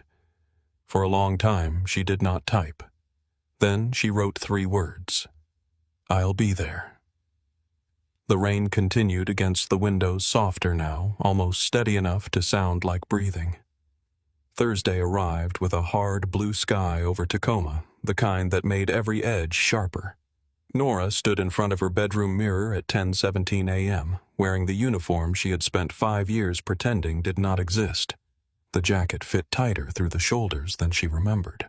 The collar felt too stiff against her throat. The brass had taken an hour to polish, and still she could see faint shadows in the metal where neglect had left its fingerprints. Her ribbons sat above her heart. The repaired falcon patch rested on the old field jacket, draped across the chair beside her. She had not known whether to wear it with the uniform. Regulations lived in one part of her mind. Memory lived in another. In the end, she folded the field jacket over her arm and carried it with her. The Silver Star ceremony was not for the patch, but the patch had carried her there. She drove south toward Joint Base Lewis McChord, with both hands on the wheel and the radio off. Traffic moved in long, impatient lines. Families in minivans, contractors in pickups, soldiers in uniform at gas stations. The closer she got to the base, the more her chest tightened. At the gate, a young military police officer checked her identification, looked at the uniform, and straightened. "Captain Callahan." Nora nodded. "Ma'am, ceremony traffic is directed to the parade field. Follow the blue signs." He stepped back and saluted. For a second, Nora forgot how to move. Then her hand rose on its own. The salute returned through muscle bone and years. Clean, exact, automatic. The guard lowered his hand. Nora drove through. The base opened around her wide roads, clipped grass flags snapping in the wind, buildings that looked like every army building everywhere. Familiar enough to hurt, strange enough to feel like trespassing. She parked in the back row of a lot already crowded with cars. For a while, she did not get out. Beyond the windshield, people moved toward the parade ground, soldiers in formation, families in dark coats, officers in dress uniforms, a line of cameras near the platform. The flags were bright against the sky. Nora pressed her palms against her thighs. Inhale. 4 counts. Hold. 4 counts. Exhale. 4 counts. It worked until someone knocked on the passenger window. Nora startled so hard her shoulder hit the seat. Outside stood Tessa Vale. Hair pinned tight uniform. Sharp grin too wide to be gentle. She looked older than Nora remembered, but the eyes were the same, fierce and bright and full of trouble. Nora opened the door. Tessa reached in, grabbed the front of Nora's uniform, and pulled her into a hug before she could speak. "You actually came," Tessa whispered. Nora stood stiff for one breath. Then something inside her gave way, and she hugged back. "I said I would. You say a lot of things when cornered." A laugh escaped Nora. It sounded rusty. 2 men approached from the next row. Andre Hayes walked with the same calm, heavy presence he had carried through war. Broad-shouldered, steady-eyed his dress uniform, sitting on him like an old promise. Beside him came Luke Serrano, shorter, leaner, moving with a cane and a permanent look of irritation at the world for making his knee unreliable. Andre stopped in front of Nora. For a moment, neither spoke. Then he opened his arms. "Come here, Doc." She did. His hug was careful but not fragile. He did not hold her like she was breakable. He held her like she was real. Luke waited until Andre let go, then gave her a crooked smile. "You look like hell." Nora wiped under one eye with the side of her thumb. "So do you." "Good. We match." Tessa looked at the field jacket folded over Nora's arm. "You brought it." Nora glanced down. "I almost didn't." Andre touched the repaired patch with 2 fingers gently like he was checking for a pulse. Owen would have hated the stitching. He would have said it looked like a raccoon did surgery during an earthquake. Luke snorted. He would have been wrong. "It looks fine." Tessa lifted an eyebrow. "You cannot see past 3 feet without your glasses. It feels fine." Nora held the jacket closer. For the first time that morning, her breathing eased. They walked together toward the parade ground. The crowd was larger than Nora had expected, much larger. Rows of chairs had been set for families, veterans, hospital representatives, and media. Behind them, soldiers stood in formation. On the platform, 3 chairs waited beneath a row of flags. The microphone gleamed in the sunlight. Colonel Elaine Brooks stood near the steps speaking with a major general. Nora did not recognize. When Brooks saw Nora, she ended the conversation and walked toward her. "Captain Callahan." "Colonel." Brooks studied her face, then the people beside her. "Vale? Hayes? Serrano? I see you found her." Tessa gave a sharp little smile. She was sitting in the back row of the parking lot like she was planning an escape route. "I was not," Nora said. Luke glanced at her. "You absolutely were." Brooks's expression softened for half a second. "You are first." Nora's stomach dropped. "No." "Yes. I thought there were 3 recipients." "There are. You are first. I did not prepare remarks." "Then say something true. That is dangerous advice." Brooks looked at her with the cool patience of someone who had survived both combat and committees. "It is the only kind worth giving." The ceremony began with the national anthem. Nora stood at attention as the music moved over the field. The notes rose into the cold air, clean and bright. Around her hands rested over hearts. Soldiers held salutes. Flags snapped in the wind. She tried to look straight ahead. Instead, memory came. A dark sky over Kandahar, sand against her teeth, a helicopter burning low and ugly against the ground. Owen Bell shouting coordinates, Tessa yelling for more pressure dressings, Andre dragging a litter by one handle because the other had snapped. Luke on the radio, blood running down his neck, still calling out casualty numbers like his own body was not failing him. Nora blinked hard. The anthem ended. Commands moved through the formation. Boots shifted. The Major General stepped to the microphone. "Today we honor courage under fire, devotion under pressure, and the kind of service that does not end when the battlefield goes quiet." Nora heard only pieces after that. Her name. Her rank. Operation Resolute Shield.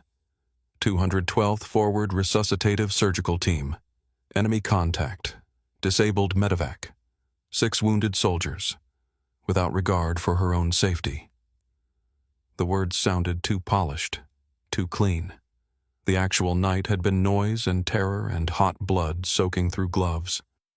The actual night had smelled like fuel-burned hair and opened bodies. There had been nothing graceful about it. No music, no flag.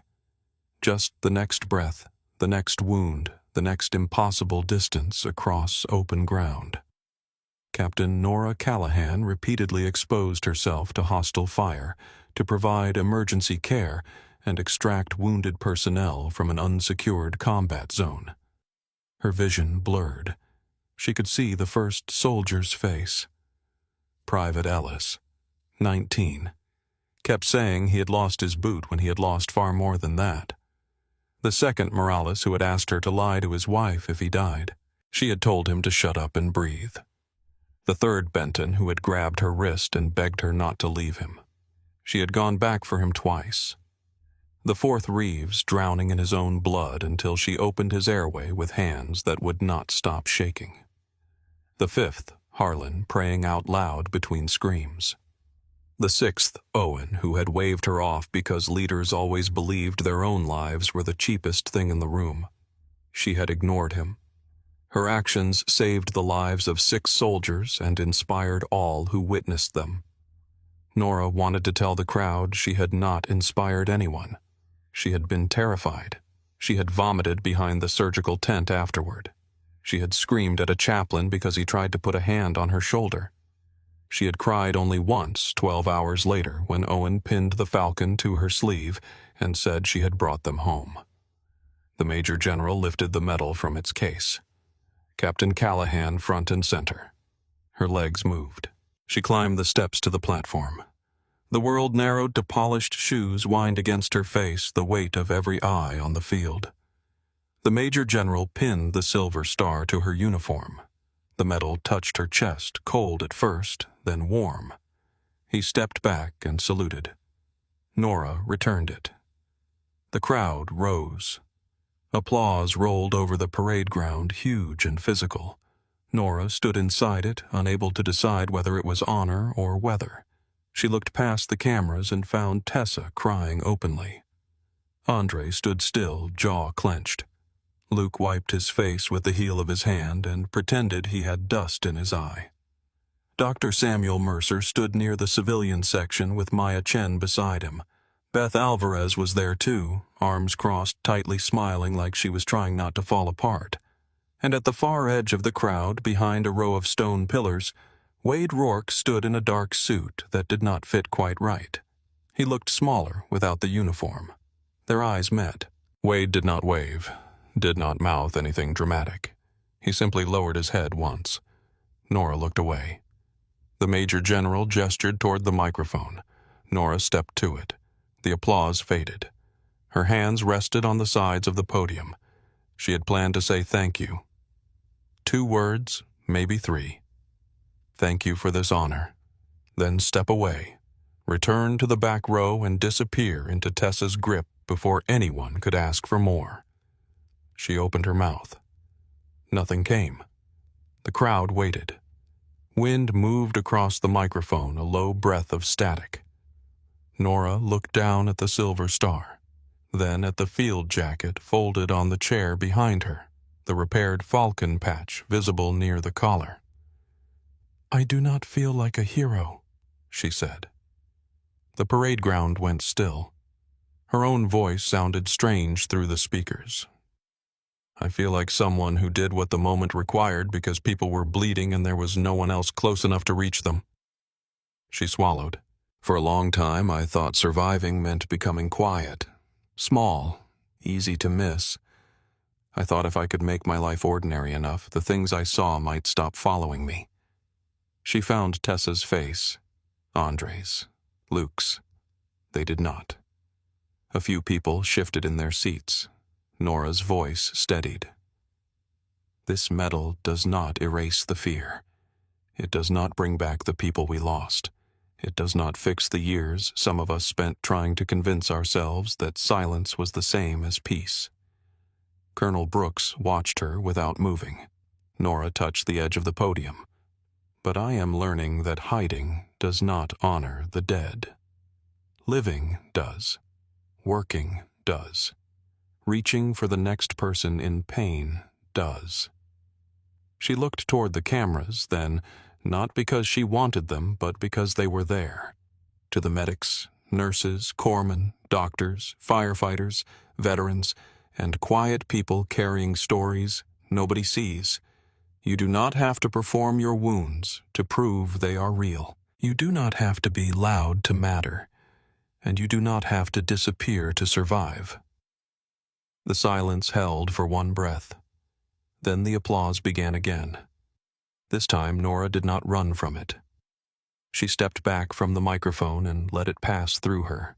The rest of the ceremony moved like a dream. Other medals, other citations, other families standing with tears on their faces. Nora sat between Andre and Tessa, with Luke behind them muttering jokes under his breath whenever things became too solemn. Afterward, people came in waves. Veterans shook her hand. A woman whose son had served in Afghanistan hugged Nora without asking, then apologized when she felt Nora stiffen. A young medic asked for advice and forgot every word as soon as Nora looked at him. Reporters called her name from behind a rope line. Colonel Brooks appeared at Nora's side like a wall. "Captain Callahan is not available for interviews." One reporter tried to press closer. "Just one question." Brooks turned her head. The reporter stepped back. Nora almost smiled. By late afternoon, the formal crowd had thinned. The sky softened toward evening. Nora stood near the edge of the parade field with her old teammates. Her uniform jacket unbuttoned, the weight of the medal still strange on her chest. Tessa nudged her. "You survived." "Barely." Andre handed her a bottle of water. "You spoke well. I blacked out for most of it." Luke leaned on his cane. "That is how all good speeches happen." Tessa pointed toward the parking lot. "We are eating. Real food, not hospital vending machine sadness. I should drive home." "No," Tessa said. Andre shook his head. "No," Luke added. "Absolutely not." Nora looked at them. "You all rehearsed this?" "Yes," they said together. They ended up at a small diner near the base, the kind with cracked red booths, coffee that tasted older than the building, and a waitress who called everyone honey, regardless of rank or injury. They took the corner table. Nora sat with her back to the wall because no one commented when she did. For 2 hours they talked, not about the worst night at first. They talked about safe things, bad food, broken generators, Tessa's 3 divorces, 2 of which she described as tactical withdrawals, Andre's teenage daughter who had recently decided he knew nothing about music driving or life, Luke's physical therapist whom he claimed was trying to murder him through stretching. Nora laughed more than she expected. It hurt. In a good way. Like a muscle waking after disuse. Then the stories shifted as they always did toward the people not sitting there. Owen's terrible singing, Morales cheating at cards, Private Ellis trying to grow a mustache for 6 months and producing only sadness. The table grew quiet, but not empty. For the first time in years, Nora did not feel alone with the names. Her phone buzzed at 10:48 p.m. She ignored it. It buzzed again. Then again. Maya. Nora picked it up. 3 missed calls. 1 text. Nora, call Mercer now. Emergency. Her smile vanished. Tessa saw it. What Nora was already dialing. Dr. Mercer answered on the first ring. The sound behind him was chaos. Alarms. Voices. Someone coughing hard enough to choke. Nora. I'm here. Where are you near Lewis McCord? How fast can you get to Cascadia? Her body went cold. What happened? Mass casualty exposure. Maintenance crew breached a storage line in the basement. Some kind of industrial solvent vapor got pulled through ventilation into the ER. 3 bays contaminated. Staff down. Patients symptomatic. Fire and hazmat on scene. Nora stood. What agent? We think chlorinated solvent mixed with cleaning chemicals, but hazmat is still testing. Respiratory distress chemical burns, altered mental status. 2 critical. 1 is a child. The diner vanished around her. How many exposed? 21 confirmed. More possible. We are evacuating the East Wing. Clean staff is limited. Maya is inside. Beth was exposed but ambulatory. I need hands that know decon under pressure. Nora looked at Tessa, Andre, and Luke. They were already standing. I'm coming. Mercer's voice dropped. Nora, you were just honored today. I would not call if you called because people are dying. A pause. Yes. Then stop explaining. I'm coming. She hung up. Andre had his keys out. I drive. You had 2 beers. With dinner 4 hours ago. I am fine. Tessa grabbed Nora's field jacket from the booth. I'm coming too. You are not credentialed. Tessa gave her a look. I have intubated people in sandstorms with a flashlight in my teeth. Luke was already limping toward the door. I can run triage sitting down. Nora wanted to argue. The old version of her might have. The one who thought carrying everything alone was noble. Instead she nodded. Follow my lead. Andre drove like a man who remembered convoys in hostile territory. Fast, controlled reading traffic 3 cars ahead, never jerking the wheel, never wasting movement. Tessa sat in the back with Luke calling out possible exposure protocols from memory. Nora sat in the passenger seat, uniform jacket open, silver star still pinned to her chest, phone pressed to her ear.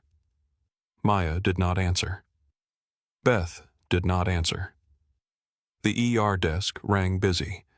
Nora called Mercer again. No answer. She stared through the windshield at the dark highway. Rain began halfway to Tacoma, soft at first, then hard enough to blur the road. Andre did not slow much. You good? He asked. No. Good. Means you're paying attention. Tessa leaned forward. What are we walking into? Unknown inhalation exposure. Possible chemical burns. Hospital ventilation carried it into ER bays. They are setting decon, but if Mercer is calling me from a contaminated zone, their staffing is compromised. Luke muttered from the back. Civilian hospitals hate when the battlefield visits. Nora looked at him through the mirror. It is not a battlefield. He held her gaze. Then why do you look ready? She had no answer. They reached Cascadia Mercy at 12:16 a.m. The hospital looked like it had been split open by light. Fire trucks blocked the main entrance. Ambulances filled the driveway, their strobes flashing red across rain-slick pavement. Police cruisers held back news vans at the edge of the lot. Decon tents glowed under portable floodlights. People in protective suits moved between zones with deliberate urgency. Patients wrapped in foil blankets sat on folding chairs coughing into oxygen masks. Andre pulled up to the security barrier. A firefighter in full gear stepped forward, palm raised. "Road is closed." Nora rolled down the window. "I'm Nora Callahan, ER nurse. Dr. Mercer called me in." The firefighter looked at a tablet. "You're listed on administrative leave, not tonight." He looked at her uniform, the the field jacket in her lap. "Stay here." "No. Nurse, nobody enters without clearance." Nora opened the door. The firefighter moved to block her. "Nurse." She looked past him and saw Mercer near the first decon tent wearing a yellow protective gown over his scrub's face shield fogged at the edges. He was waving someone toward an ambulance. His posture was wrong, too tired, too strained. Nora stepped around the firefighter. Andre, Tessa, and Luke followed. The firefighter cursed and keyed his radio. Mercer saw her and froze for half a second. Then relief broke across his face so openly it frightened her. "You made it. Brief me." He did not waste time. Initial breach in basement storage. Vapor pulled into ER through return vents before facilities shut the system down. East ER contaminated. We moved what we could, but several patients were non-ambulatory. Hazmat is treating as mixed chemical exposure until confirmed. Symptoms are respiratory irritation, skin burns, dizziness, confusion. 2 critical in trauma, 1 and 2. Pediatric patient in respiratory failure. Adult maintenance worker, hypotensive, possible severe inhalation and dermal exposure. Clean zones. Ambulance bay is warm. West corridor is clean. Decon line between. We are short on experienced staff. Half my nurses are being treated. Maya, inside with the child. Nora's face changed. Mercer noticed the 3 people behind her. "They, with you, Tessa Vale, Andre Hayes, Luke Serrano, former combat medics." Mercer looked at them once. "You remember how to take orders in a hospital?" Tessa smiled without warmth. "Depends who gives them." Mercer pointed at Nora. "Tonight she does." Nora was already stripping off her uniform jacket. A hazmat supervisor approached a woman named Captain Riley from Tacoma Fire. "You cannot go in wearing dress uniform." "I know." Nora removed the silver star carefully and placed it in Mercer's hand. He looked at it, then at her. She took her field jacket from Tessa and touched the falcon patch once. "Keep these dry." Mercer nodded. Captain Riley handed Nora protective gear. "You know chemical decon?" Nora stepped into the suit. "Yes. Hospital protocol or field protocol, whichever keeps people alive." Riley's eyes sharpened. Good answer. The suit sealed around Nora's wrists. Gloves, boot covers, respirator, face shield. Her breathing sounded loud inside the mask. Tessa and Andre suited up beside her. Luke, limited by the knee, accepted a seated triage role at the warm zone with visible disgust. Nora looked at him. "You coordinate tags and track transfers. I can go inside. You can walk slower than panic. Sit down." He glared. "Yes, Captain." The title did not make her flinch this time. Nora entered the ER through the decon corridor. The first thing she noticed was the smell, faint through the respirator, but still wrong. Sharp, sweet metallic, like something trying to pretend it was clean. The second thing was the sound. Coughing, alarms, orders overlapping, plastic sheeting snapping. A child crying hoarsely somewhere behind a curtain. The ER she knew had become unfamiliar. Yellow tape marked zones. Curtains had been cut down. Gurneys lined the hall at angles. Staff in protective suits moved too quickly in some places and not quickly enough in others. Fear traveled through the room like smoke. Nora stopped just inside and took it all in. "Everybody freeze for 3 seconds," she said. No one heard her. She raised her voice. "Freeze!" The command struck the room. Heads turned. Nora pointed. "You red tags to trauma 1 and 2 only. You oxygen cylinders stay on the clean side of that line unless capped and wiped. You nobody crosses back from dirty to warm without decon, not even for supplies. If you do not know where you are assigned, point to yourself now."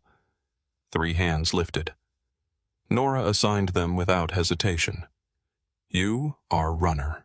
You are documentation. You are airway backup. Move." The room shifted.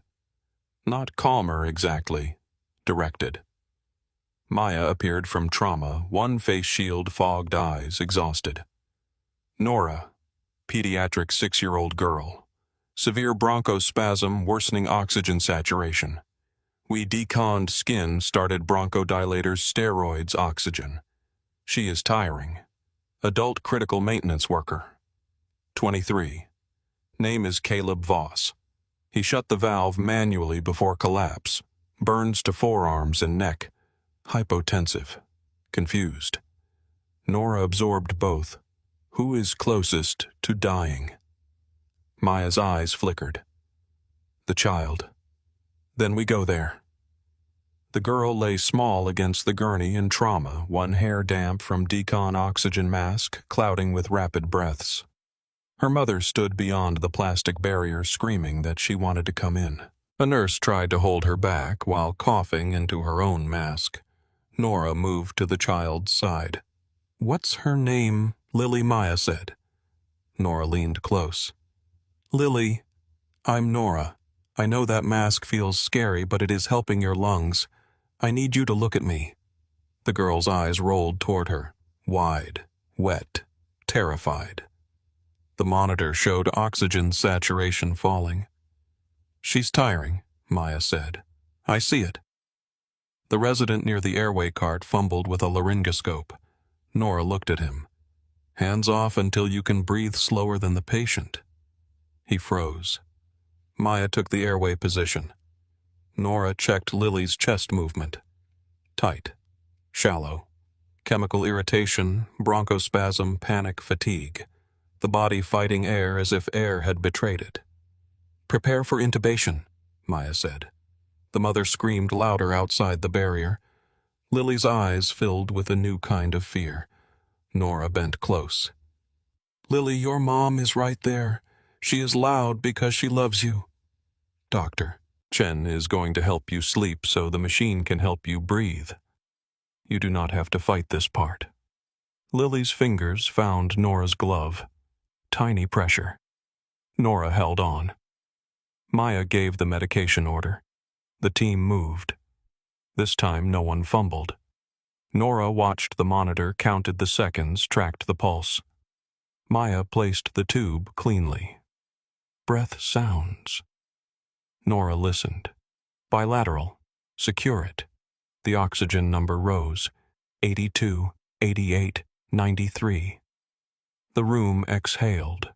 Nora squeezed Lily's hand once before letting go. Good girl. Maya's shoulders lowered. Adult critical, Nora said. They moved to trauma 2. Caleb Voss was bigger than Lily but looked just as young under the lights. His forearms were red and blistered.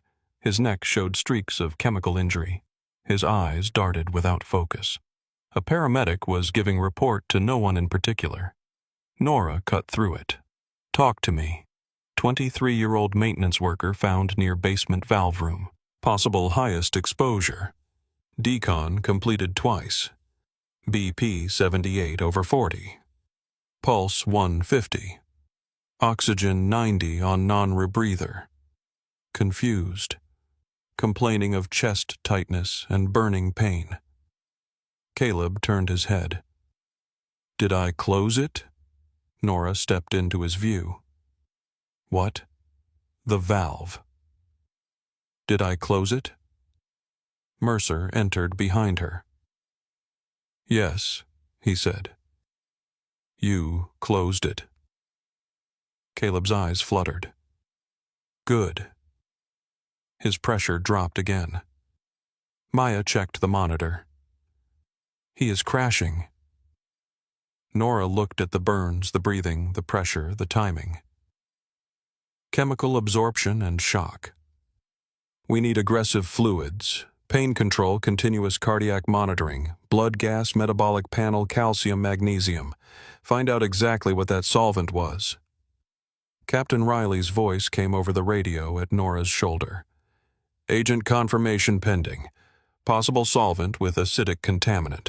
Facilities report stored cleaning compounds nearby. Nora looked at Mercer. If there is acid involvement and systemic absorption, we need calcium ready. Mercer nodded.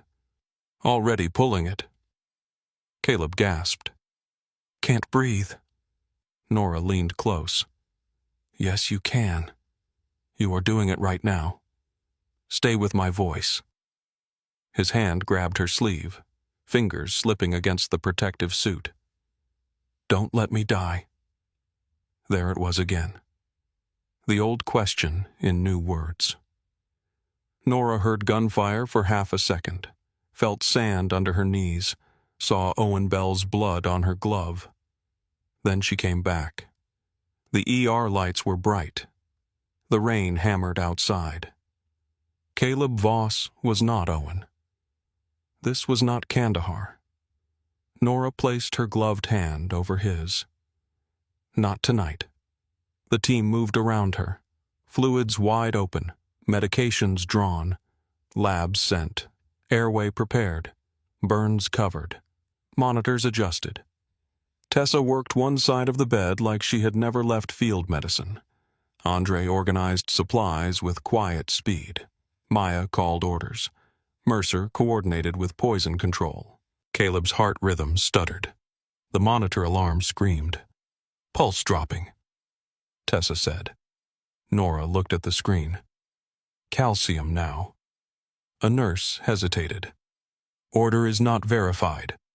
Mercer snapped override under emergency protocol. Nora took the syringe when it arrived and passed it to Maya.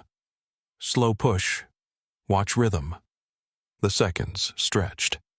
Caleb's eyes rolled back. His pulse thinned under Nora's fingers.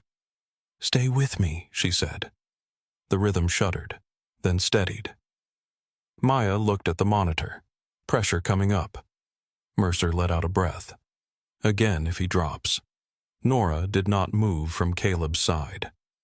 Outside the bay, the ER remained chaos, but the shape of it had changed. Patients moved through triage. Decon lines flowed.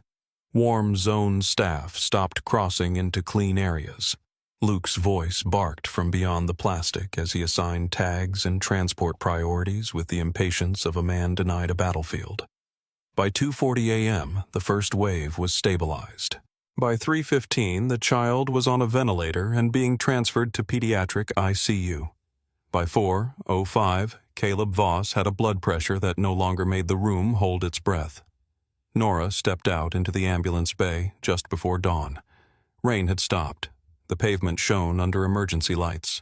Exhausted nurses sat on overturned supply crates. Firefighters stripped off gear. Paramedics drank water with shaking hands. Mercer stood near the decon tent holding Nora's uniform jacket and field jacket. The silver star was still pinned carefully to the fabric where she had left it. He looked at her. You saved this hospital tonight. Nora peeled off her gloves slowly. No. Her voice was hoarse. We held the line. Maya came out behind her mask, hanging around her neck, hair damp with sweat. Lily is stable. Nora closed her eyes for 1 second. Caleb, ICU, critical but alive. Tessa dropped onto a crate beside Luke. Andre leaned against an ambulance, arms folded, watching Nora with quiet pride. Diane Whitaker appeared at the edge of the ambulance bay, still in office clothes despite the hour raincoat over her shoulders. Cameras flashed beyond the police barrier. Nora Diane said, "Captain Callahan." Nora turned. Diane seemed unsure which name was safer. "We owe you." "Do not," Nora said. Diane stopped. Nora took her field jacket from Mercer and put it on over the protective suit liner. The repaired falcon patch sat over her sleeve, damp at the edge but whole. Beyond the barricade, reporters shouted, "Captain Callahan, did you lead the emergency response? Were you still on administrative leave? Did Cascadia, Mercy call you in after suspending you?" Nora ignored them. Then one question cut through the rest. "Captain Callahan, how do you respond to claims that parts of your military record are being questioned?" The ambulance bay went quiet in pieces. Maya turned toward the barricade. Mercer's expression hardened. Colonel Brooks, who had arrived sometime during the crisis, stepped out of a waiting military vehicle near the curb. Nora looked toward the reporter. He held up a phone screen glowing. On it, a live headline scrolled beneath her deployment photo. "Night Falcon Hoax. New questions surround hero nurse's war record." Nora stood under the ambulance bay lights, chemical alarms still echoing behind her, the silver star in Mercer's hand and the repaired falcon on her sleeve. For the first time that week, she did not look away. Nora stood under the ambulance bay lights while the reporter's questions spread across the wet pavement like spilled blood. For a second, nobody moved. Behind her, the emergency department still smelled of chemical residue and fear. Fire crews were breaking down the outer decon line. A nurse was crying quietly beside an ambulance.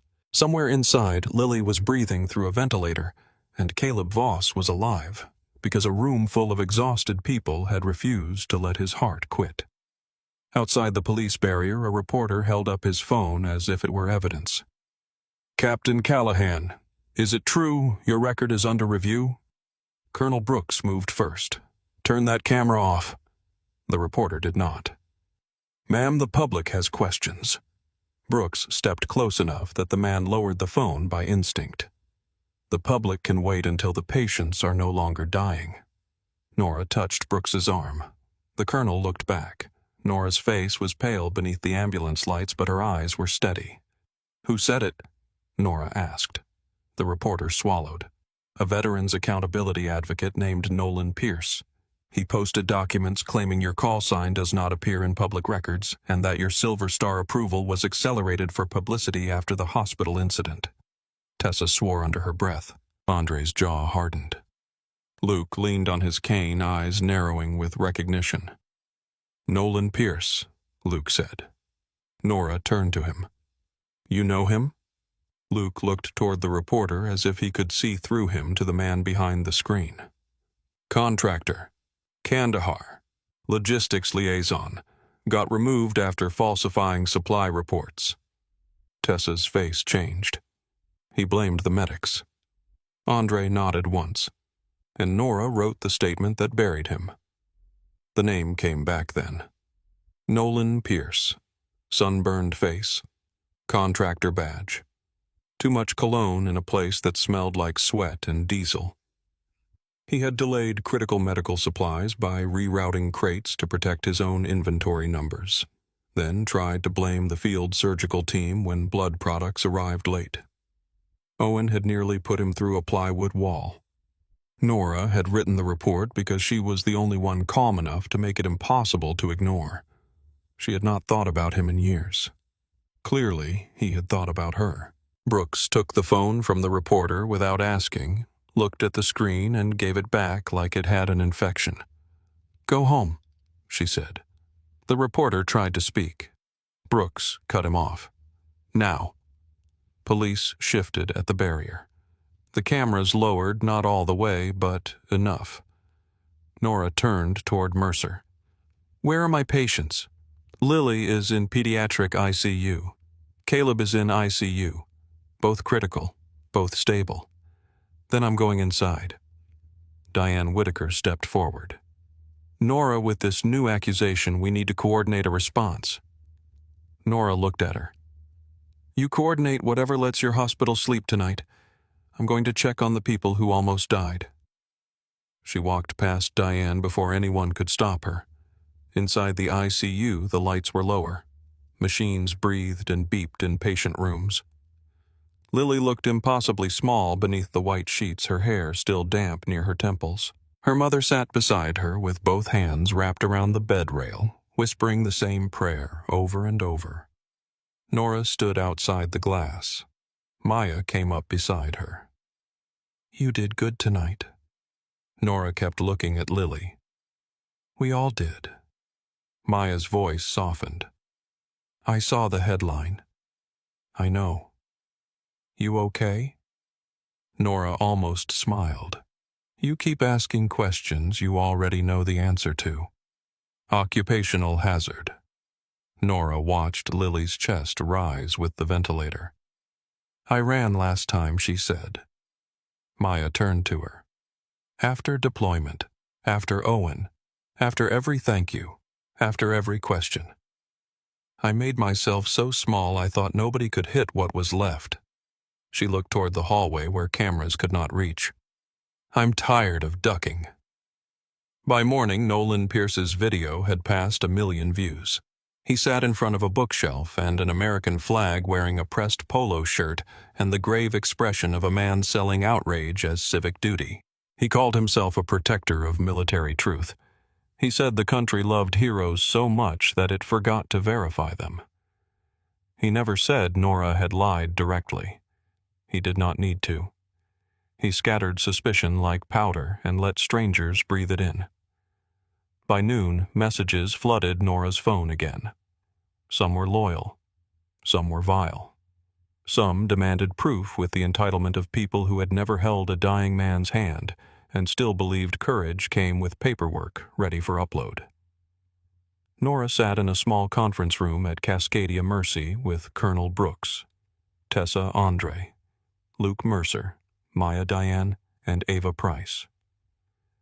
Outside the room, the hospital hummed with damage control. Ava placed a folder on the table. "We can issue a statement saying the allegations are false." Nora looked at the folder. "No."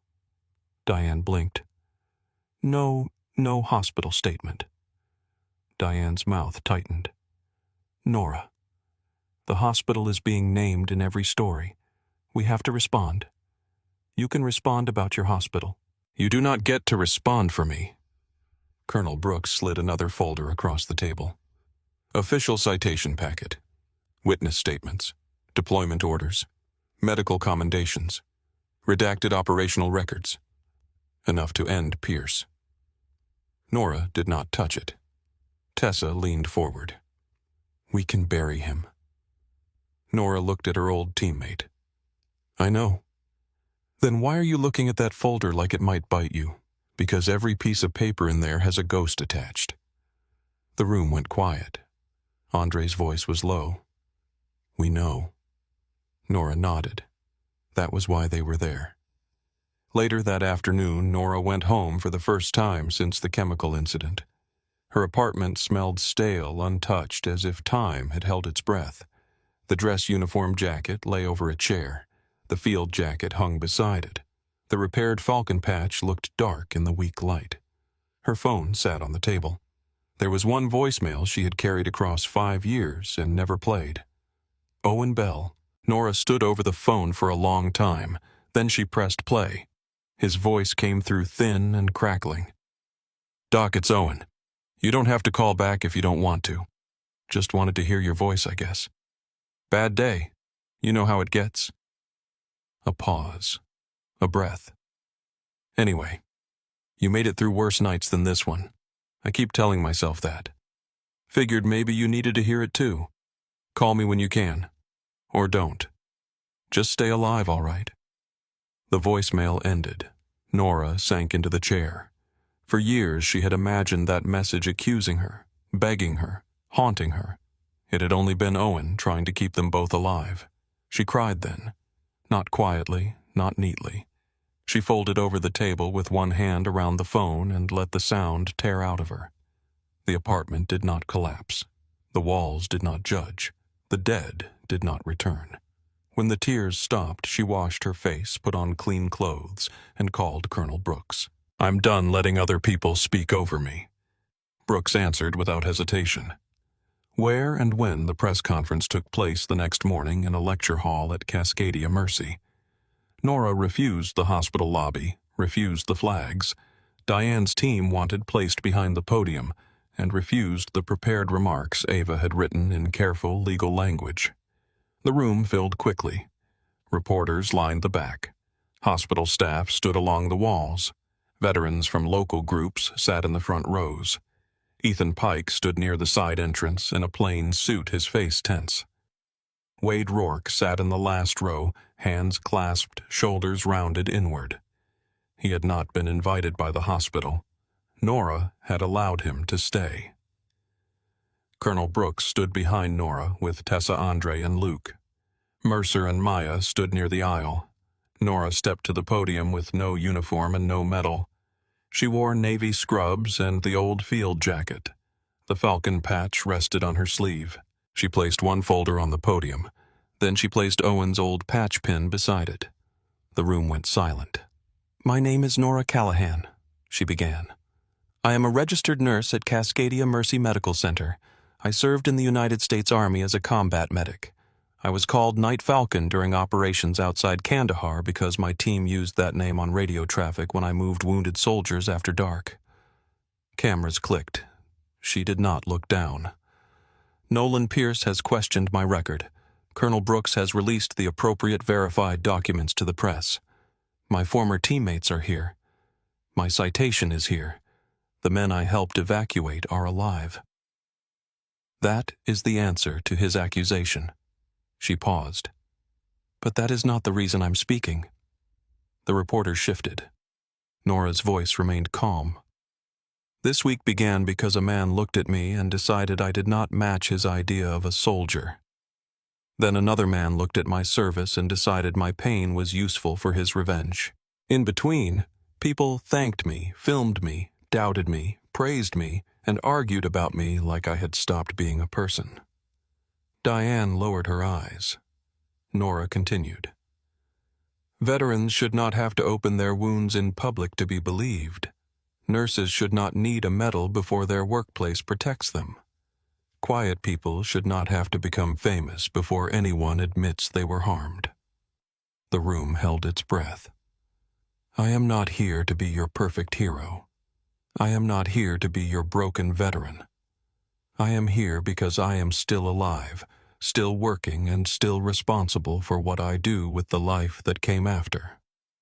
She looked directly at the cameras. "Nolan Pierce is wrong. Wade Rourke was wrong. Cascadia Mercy was wrong to let one man's authority go unchecked. All of those things can be true at once." A reporter raised a hand. "Do you plan to sue the hospital?" Ava stiffened. Nora looked toward Diane, then back at the reporter. "I plan to make sure the next quiet person is protected before a camera makes them valuable." Afterward, Colonel Brooks released the documents. Tessa, Andre, and Luke each gave brief statements. Nolan Pierce's claims collapsed within hours. By evening, old reports surfaced showing his removal from deployment support operations. By the next morning, his channel had gone silent. But Nora did not feel victorious. Victory was too loud a word for something that mostly felt like setting down a weight. 3 days later, Diane Whitaker asked Nora to meet in her office.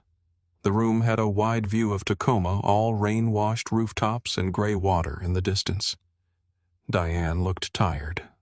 For the first time, not polished tired. Human tired. "We would like to offer you a new role," she said. "Director of Veteran Staff Support and Emergency Resilience. Full authority to build training, advise security policy, and help us rebuild trust." Nora sat across from her. "That sounds expensive." "It is. And useful for headlines." Diane did not deny it. "Yes." Nora appreciated the honesty more than the offer. "I'm not taking it." Diane inhaled slowly. May I ask why? Because I cannot heal inside the same walls that taught me how quickly concern becomes reputation management. Diane looked down. Nora stood. But I will consult on your security reforms for 90 days. Paid. Independent. Written authority.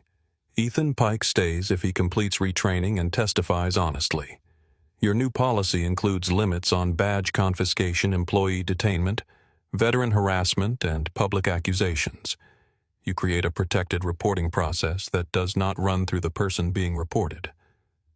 Diane stared at her. You came prepared. I learned from officers who hated wasting time. For the first time, Diane smiled faintly. And after 90 days, Nora looked toward the window. I'm building something else. 6 months later, the first class of the Night Falcon Bridge program met in a converted training space near the waterfront. 12 former military medics sat in folding chairs with notebooks, coffee cups, and the guarded expressions of people who had treated trauma in places no civilian hospital could imagine, yet still needed help translating their skills into licenses, interviews, protocols, and peace. Nora stood at the front of the room in scrubs, not a uniform. Tessa ran simulation training.